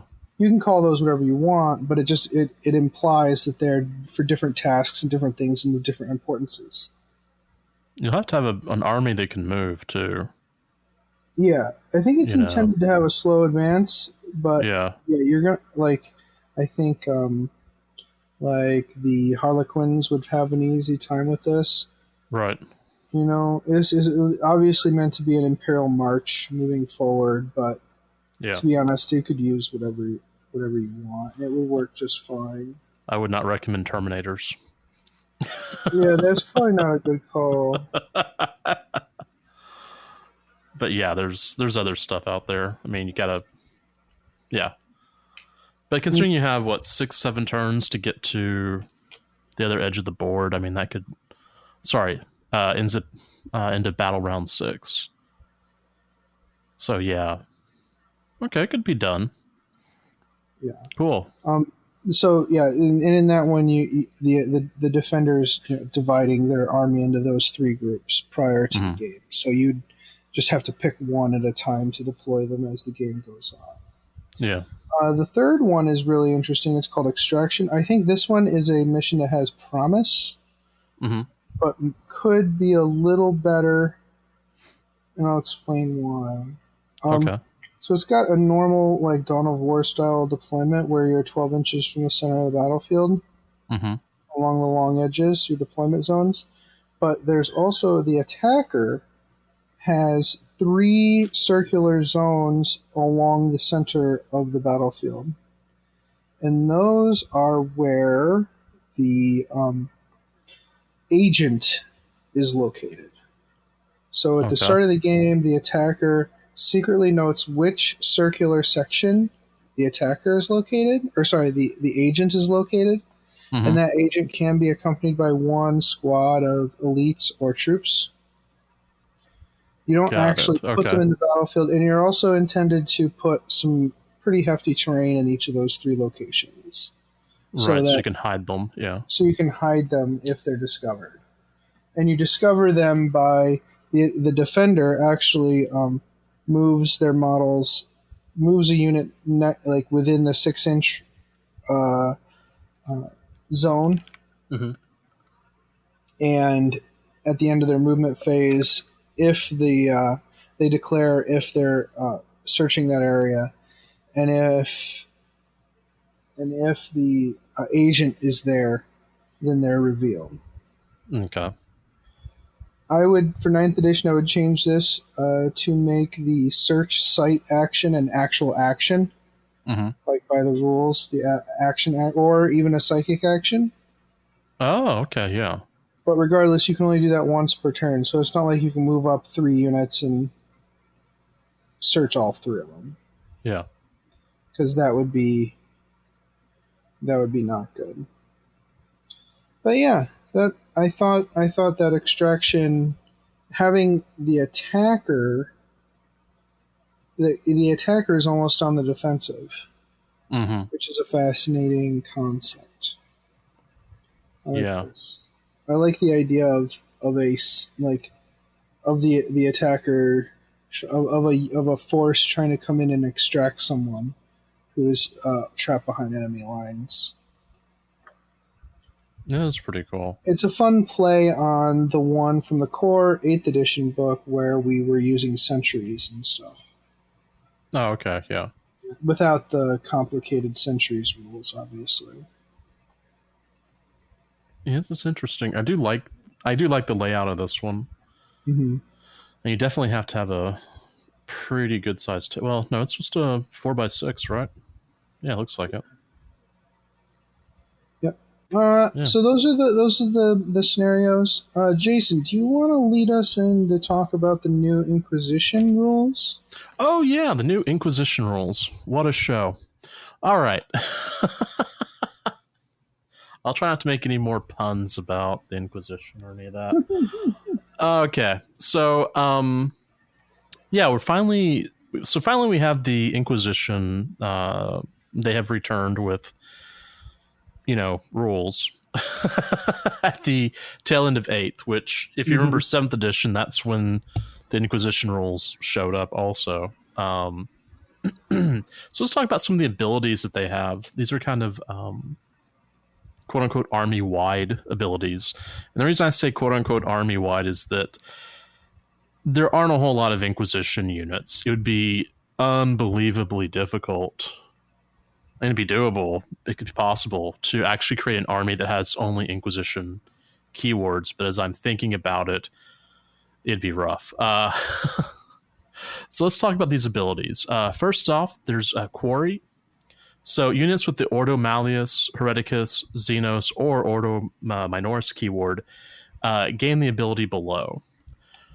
So basically, Malleus, when resolving an attack made by a model in this unit against a Chaos or Demon unit, you can reroll the hit roll and reroll the wound roll. So, which is pretty cool considering that the units are... This is a by model, not by unit, but... Yeah. So if your unit has 4 to 5 models, you can re-roll hit 4 to 5 hits and wounds, which isn't bad. Yeah, it is pretty cool. I'm trying to figure out, how that would work. So that's Malleus. It's only against Chaos or Demons. Hereticus, same thing, but versus Chaos or a Psyker unit. Okay. And it's interesting because basically it's the same rule but different keywords. For Xenos, you're resolving attack against a unit that's not Chaos, Imperium, or unaligned. That's a lot easier than listing all the Xenos races. Yeah, it also means that if they want to add other races, it would be easy. Not saying that they're going to do that, but squads. Yeah. All right, Minoris. This one's kind of the interesting one. The Minoris Ordos are your lesser known. Your Ordo Kronos, your Ordo... I can't even think of the other Ordos that might be Ordo out there. Baking. Ordo. Yeah. Yeah. All right, so when resolving attack by them, it's against a character unit instead of the others, which means you could create kind of a character, almost an assassin squad. So that's kind of interesting. I think I would probably run one of the other Ordos just because. Yeah. But yeah, pretty much every model in the unit can reroll 1 hit and 1 wound in an attack, which is, per mini, which is better than 1 per unit. So that's pretty cool. The next thing. So when they say you can reroll the hit roll, and you can reroll the wound roll, the wound roll, that reads, no, not a, it's the. So it's really complicated. They changed the wording of rerolling hits and wounds. Yeah. I don't quite know why, but it means all to hits and to wounds. Oh, okay. Because each roll is individually done. Yeah. It's just we roll them all at the same time because it's faster. But technically, rolls are done. Attacks are all rolled one at a time. Right. It's confusing.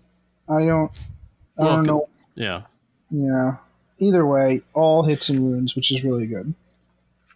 That is pretty good. Actually, that's really good. All right, so the next thing is Authority of the Inquisition.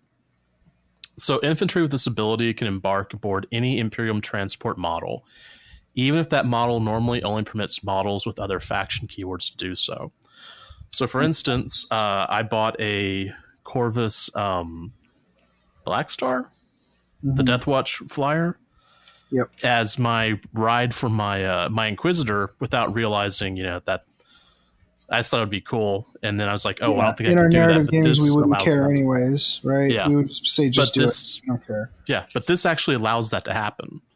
Yay! So yay, we accidentally did something by the rules. Heresy. Okay.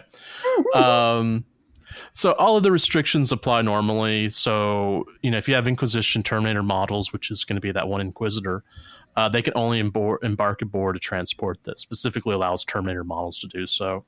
Wow, neat. Yeah, all of the, even the Acolytes have Authority of the Inquisition. The only unit that doesn't is the Demon Host, which I guess that faction just doesn't want to get gray matter all over the inside of their transport. Well, there's, not everyone uses Demon Hosts. Eisenhorn has a really cool Demon Host power that we'll talk about in a minute. So, yeah, but that's the, you can go through and do that. I guess you could go through and create an Inquisition force that's all, God, that sounds terrible, all Acolytes, out of Guardsmen, and then you could have, fun. It would be fun. I mean, I've done that with my old metal stormtroopers because I could only get a few of them. So let's see what else. All right.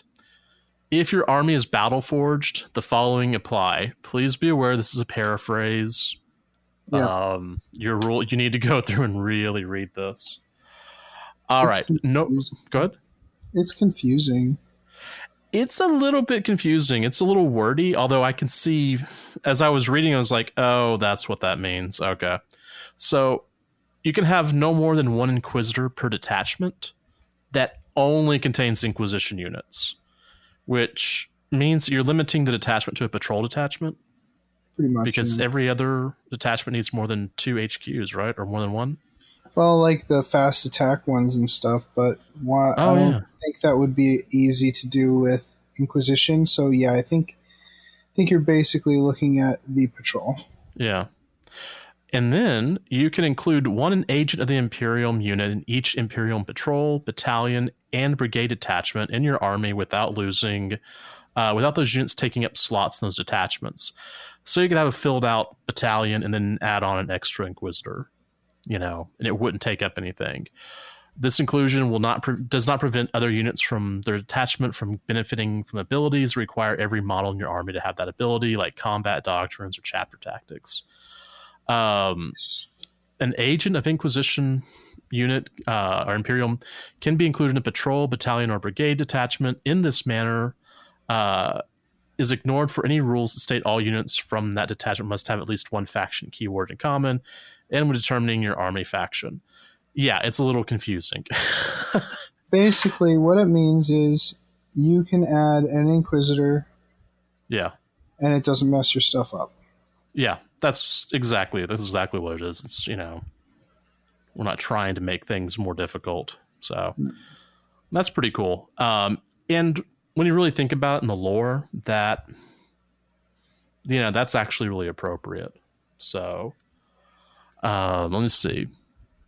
One thing I had to say was it's kind of difficult to imagine an Inquisition army that doesn't take advantage of other Imperium units, which is staying true to the lore, Yeah, absolutely. My one gripe here, and it's a minor gripe, very, very minor, is I wish the Inquisitor character had more options, because it appears as though the character has lost the power armor option. So... because you have Malleus and Terminator armor. And everyone else is in flak armor. Yeah. And yeah. That kind of bothered me, but I'm okay. It's really interesting because the big full page spread of all the models includes all the old metal ones on the top there, It includes like Beehive Lady with giant mace. Yeah, I've got that one somewhere. Yeah, I've got that one, and it has Crossbow Lady. That's Grey Fax, yeah. Yep. And, no, other Crossbow Lady. Oh, I'm trying to remember which one that is. She also has rad hair, and she's definitely wearing power armor, so... Oh, okay, yeah. Yeah. This is... It is what it is. It is what, yeah. All right, so let's see what else. All right, let's go and talk about some of the new units, and basically just the Inquisition units. We have, of course, Kyria Draxis.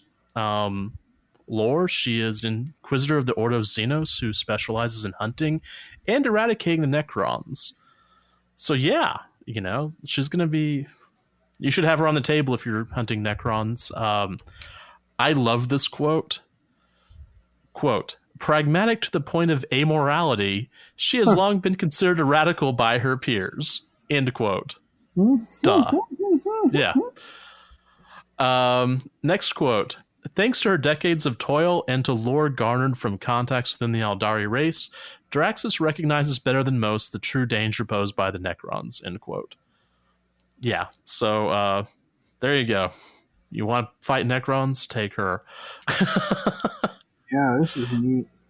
She's got some really cool lore. There's incorporate Xenos tech in her armor and war gear. So if you look at her, is it a shuriken cannon that she's carrying, or she's it's like something like that. Shuriken rifle. Yeah, whatever. It's definitely not Imperium sanctioned weaponry. It is not, and no. It's not Eldari sanctioned either, because Eldari players are super pissed off at how good it is. Her familiar, Shang, who I keep calling Lockheed, is a Xenos species called a Wivak, and has a deep psychic bond with Draxis that allows her to see through its eyes, which is pretty cool because she has a smite ability, and so she can actually target anyone within 18 inches that she's visible, because supposedly Shang is just like flying around, I guess. And she can channel the smite through the dragon. Yeah, it's pretty cool. That is so D&D of you, Games Workshop. Yeah, isn't it? There's nothing new under the sun. It's fine. Nope. All right. Real quick on rules: Power Fist and a Shuriken Cannon. Sorry, it's called a Dirge Singer. Assault 2, Strength 4, D2, AP 0, but on a 6-up on the wound, it's -3 AP. So I guess that's she's got Blade Storm or whatever it is. Yeah. I don't know, but that Power Fist is super cool. And she actually punches. That's how she releases the Catan shard. She punches it. Are you serious? She punches the mechanism with her giant Power Fist. Well, she's only Strength 3, but I mean, Strength 6 on a Power Fist isn't bad. No. Let's see. Unquestionable Wisdom. You can use this model's leadership for a friendly Imperium unit within 6 inches. Her leadership's 9. Shang. Paralysis grenades. Paralysis grenades. I like this one. Can make enemy unit in combat go last in the fight phase. Yeah, that's really powerful. Yeah. Also, she is a psyker so she can manifest 1 psychic power in your phase and attempt to deny 1 in the opponent's phase. No smite and 1 power from Telethesia. Yep. And that's the new Telethesia is the specific discipline for the Inquisition. Yeah. A lot of the psychic powers are really from 7th Ed. Like I read them and I was like, oh, I remember this one. I know that they were brought back for 8th Ed, but I didn't remember all of them. All right, so a couple of others. We have Greyfax, of course. Yeah. Ordo Hereticus, Psyker. What's interesting about her is she can manifest 1 in her psychic phase, but deny 2 in the opponent's psychic phase. And I thought that was interesting. That's thematic for a Ordo Hereticus, I think. Yeah. I don't remember the Condemner bolt gun rules normally, but when she's resolving against a Psyker unit, the weapon's damage 3, so it's a Psyker killer. Yeah, that's great. Then we have Codius with his Cyber Eagle. Yeah. If you're an Inquisitor, you need a pet. That's right. It's lonely. It's lonely being an Inquisitor. Everyone's out to get you, and you're out to get everyone. That's right. And as Inquisitor Bob Ross said, everyone needs a little friend. It's true. So what I found interesting was he has a rule called Spy Network. So when an enemy unit is set up on the battlefield, select one friendly Ordo Malleus unit within 6 inches of Codius, and they can shoot as if they were in the shooting phase. They can, if an enemy unit comes in reinforcements, which I think was the old "I have been expecting you" rule, right? If someone deep struck, they could take a shooting turn. Also, once per battle, when your opponent uses a stratagem, your opponent must spend one addition. This is you have to call it, of course, but your opponent must spend an additional command point to resolve the stratagem, or it has no effect. No. Now, it's not complete jerkish in that it allows you to keep your opponent to keep their points, but it does stop that, at least for a turn. That's really neat. Yeah. Karamazov, or as I like to call him, the Inquisitor Nadred. Let's see. He's got a 4-up invul because he's in the quote-unquote Throne of Judgment. And because he's terrifying in his dread, -1 leadership from any enemy units that are within 12 inches of the model.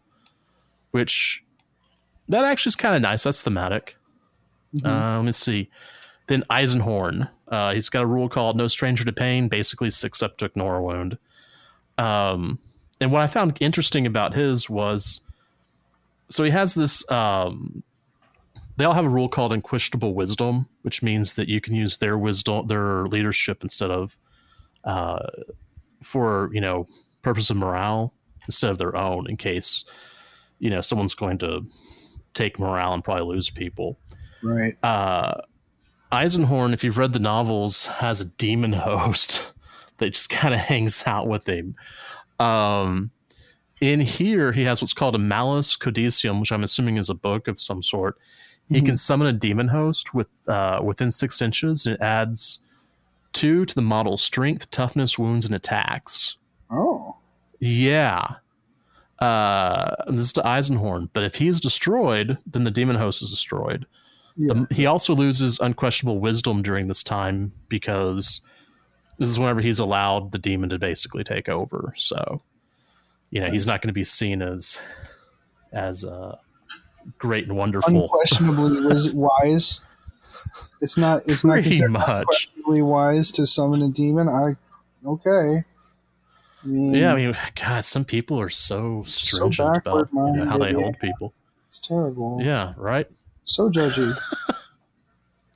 All right, so what are the differences between the different non-named Inquisitors? You have an Ordo Malleus Terminator, basically someone in Terminator armor, an Inquisitor, Psyker. They have to be a Psyker. You can take either Stormbolter or a Combi Melta or a Combi whatever, or you can take a side cannon, because why not, right? But it's Ordo Malleus only, so you can't do that with a Hereticus or a Xenos or whatever. Let me see. Inquisitor, basically, it's just kind of a baseline stat. They can be any Ordo. They can be a Psyker. They can use force weapons. They can have a variety of pistols or ranged weapons, or, it's very open to, maybe not interpretation, but, as long as you can handle taking that 4-up, armor save, then I guess that's it. Most of them have character fields, don't they? The 5-up involved. Yeah, they've got a 5-up. So that's the big difference. Yeah, they're cool, and there's lots of options. So it's kind of a make your own character character type situation. Yeah, and later I talked about that here at Masters of the Forge. Well, I actually talked about, I have 3 Inquisitors that I've built. 2 of them I've painted. And I kind of talked about how I'd run them. Nice, I like it. Let's see. Jokero. Jokero's a Jokero. Acolyte, you can take 1 to 6 models in a unit. Demon Host, no Ordo keywords, so you can't take it on board your cool ship. All right. Warlord traits. This is kind of fun. I want to talk about the Acolytes for just a second. Okay, let's talk about the Acolytes. I love how malleable this unit is. Oh yeah, you can bounce them around. Like you can give them pretty much any Imperial melee or ranged weapon that you want. Yeah. That's really neat. I think that's really fascinating. You can't give them the Incinerator or the Condemned or Bolt Gun, which right. You can't. The Condemned or Bolt Gun is way too powerful to be able to give. But they can take plasma guns, storm bolters, combi weapons. Like they can take all of that stuff, and you can really craft your own like coterie of human warriors. Yeah. And I feel like using this you can use it for more than just Inquisition as well. Mm-hmm. If you want to use it for rogue traders, or if you want to use it for like noble retinue of some kind. Yeah. Even knightly house defense forces could have some very interesting humans at their beck and call. And I think the keywords in here, the Inquisition keywords help you sprinkle these in to your army without really screwing up your keywords. I think that's really important for running narratives. I don't know how many points they are. Yeah. I don't care how many points they are. Well, technically on the Acolyte, you could run a needle pistol because that's available, and a power sword or a thunderhammer. Nice. So you can really you just reach into your D&D miniatures and pull some stuff out if you really wanted to. Really, any model works. And also, another interesting thing about the Acolytes is they have that agent ability. Mm-hmm. So if you only have one Acolyte in the squad, it becomes a character because it's like it's your Inquisitor's buddy. Apparently, that guy gets a thunderhammer. Knock knock, Avon calling. All right, what's your favorite Warlord trait? Okay, so one of the cool things about this is there were 3 Warlord traits that you can roll for, but then there's also 3 Warlord traits for the per Ordo. So you could either randomly select, or you could randomly select by rolling a die, or you could choose between 3: Radical, Puritan, and Formidable Resolve, or choose the Ordo trait. I actually liked the Ordo Malleus's Psychic Mastery trait, and the Warlord can know 1 additional psychic power and can attempt to manifest 1 additional psychic power in your psychic phase, and can attempt to deny 1 additional psychic power in your opponent's phase. Oh, that helps. Yeah, I think there was 1 or 2 others that I liked, but that one I think was the one that I really, really found interesting. Let me see.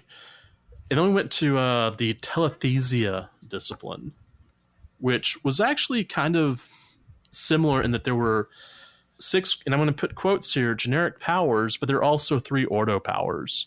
And a lot of them, like I said before, really do remind me of some of the 7th Ed powers, which I actually had 2 favorites.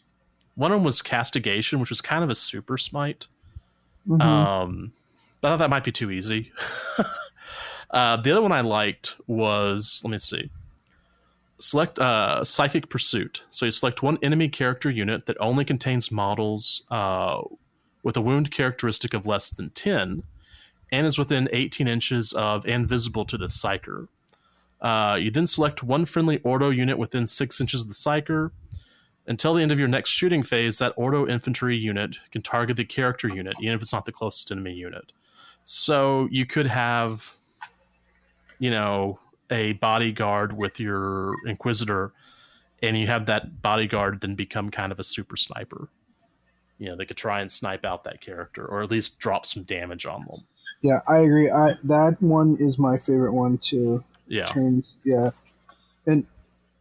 if it's another Inquisitor, that makes it even better. This sweet Inquisition War, Inquisitor versus Inquisitor stuff. But you have to kill all their Acolytes, because the Acolytes can soak wounds for the Inquisitor, even if they're being sniped. Yeah. So that's... Man, I love these Acolytes. Sweet. These guys are so cool. Yeah, you can do so many things with them. Yeah. And they're expensive. They are like 9 points per model, 1 power level per model. So, but that's the thing. If it's something you can sprinkle into any army, you have to pay a premium for it. Yeah. Let's see. Then we go to Relics, because of course I had Relics. I had two one of the problems I had is there are a lot of things that I liked, because one was nostalgia, and another one was like, oh, this is really cool. Yeah. So my favorites were digital weapons, because I always dug those in previous editions. And the other one was, and it's called Ignis Judicium. You replace the Inferno pistol, which my Inquisitor has an Inferno pistol, with this kind of souped up Inferno pistol. So it's strength 8, AP -4, range 12, versus I think Inferno pistols are range 8. Damage is D6. So yeah, I thought that was really cool. And with that one Inquisitor I have, that would upgrade that one. Oh, and it's got if it's within half range, roll 2 dice for damage and take the highest, unless it's against Chaos or a Psyker, in which case you do it always. Wait, did I miss that? Yeah, yes, I did.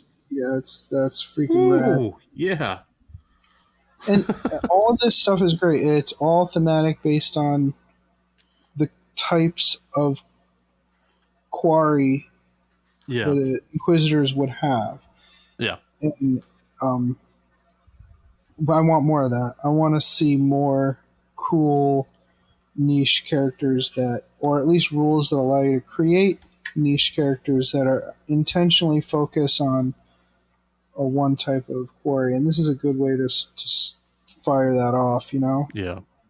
I kind of miss the days of the Necron strategic genius who got to re-roll the go first roll, except against orcs, because he couldn't figure them out. Yeah. What's your favorite stratagem?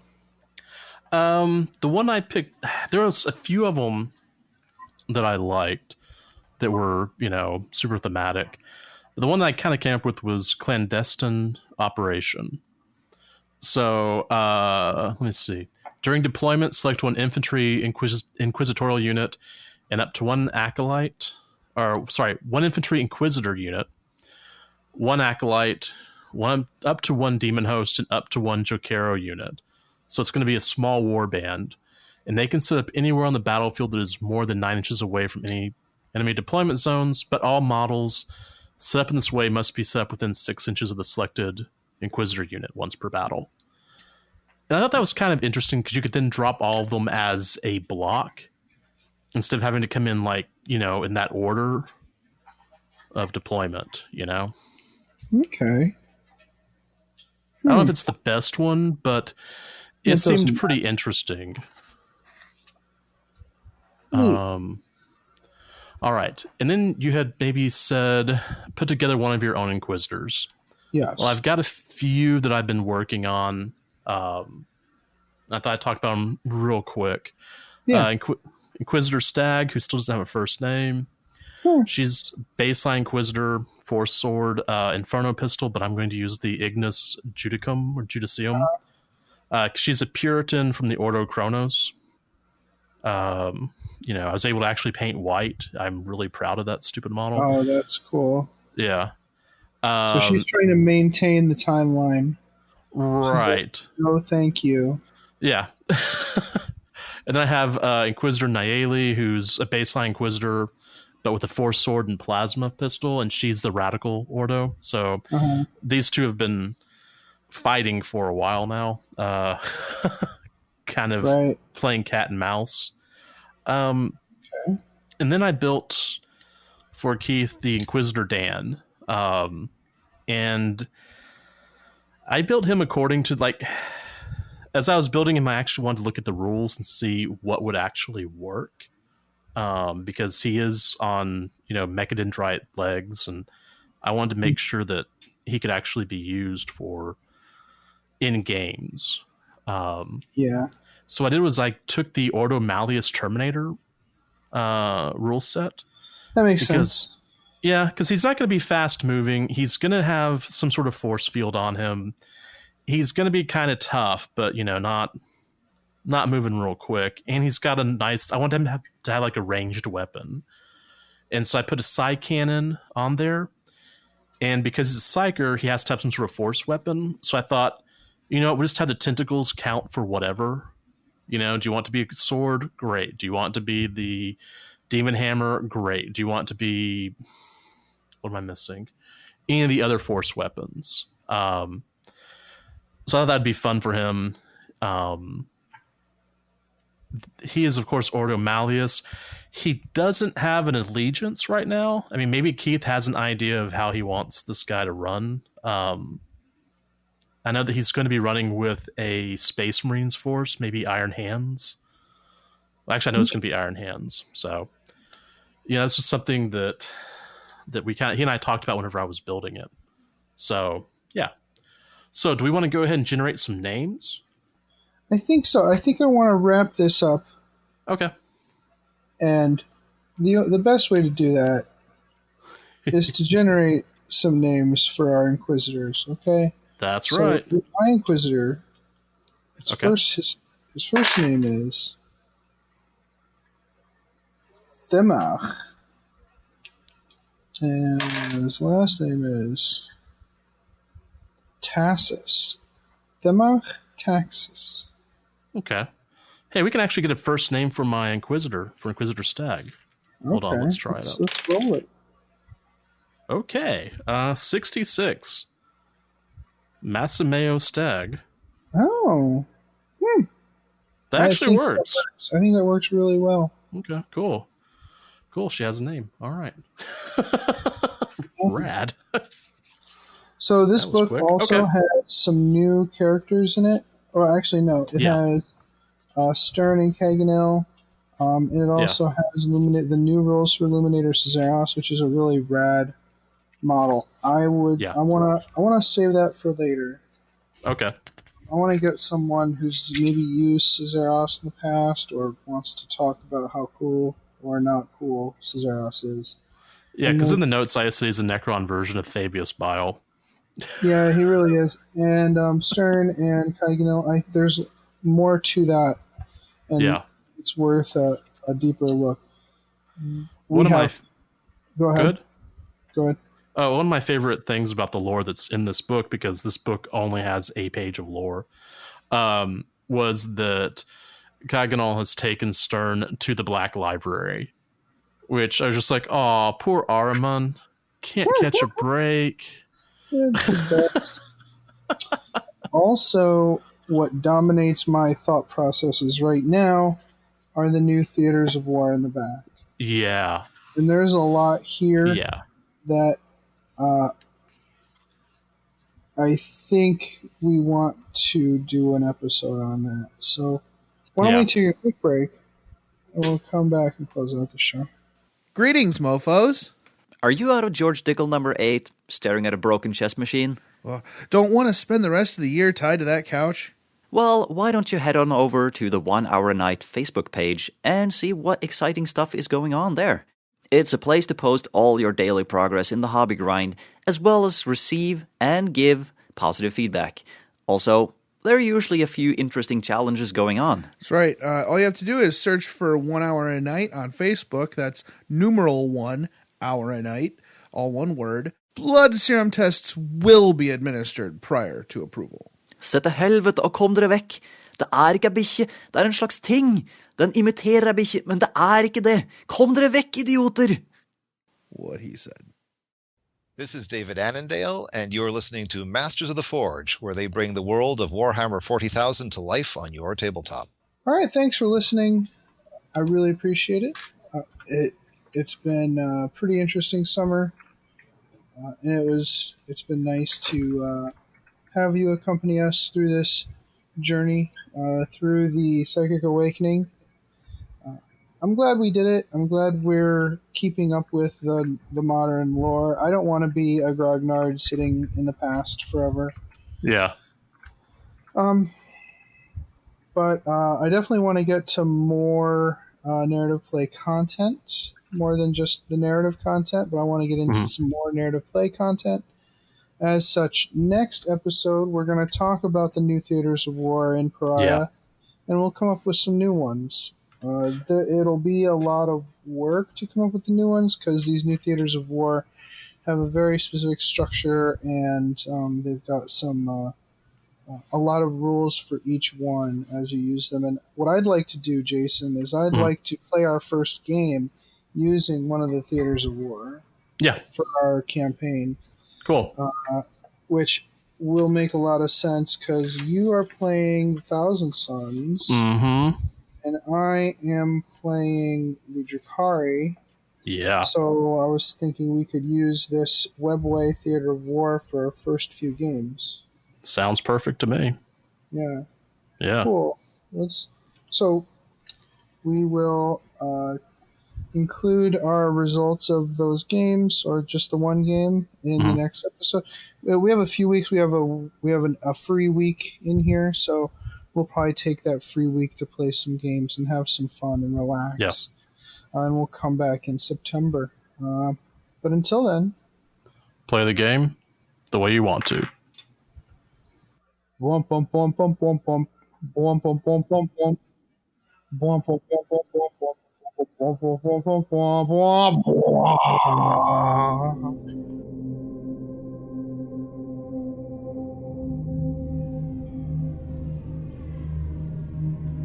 We'd love it if you could give us a positive rating and review on iTunes.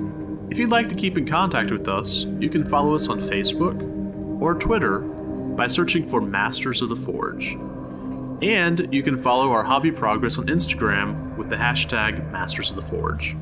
You can also contact us at mastersoftheforge@gmail.com if you have any questions, topic suggestions, or if you'd like to advertise your creative hobby endeavor.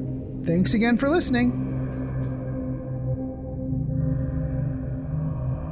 This podcast is protected by the Creative Commons Attribution, No Derivatives, Non-Commercial International License. More information about this license and contact information if you have any requests can be found at our blog, mastersoftheforge.com.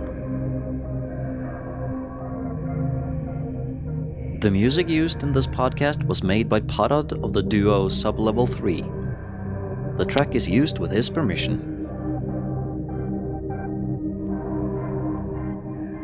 It's such a good feeling to play games your way. It's such a happy feeling 40K'ing away. And when you throw dice with story in mind, it's such a wonderful way to unwind.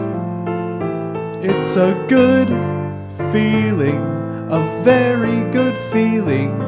The feeling you know that we'll be back when the fortnight's new, and we'll have new ideas for you, and you'll have things you'll want to talk about.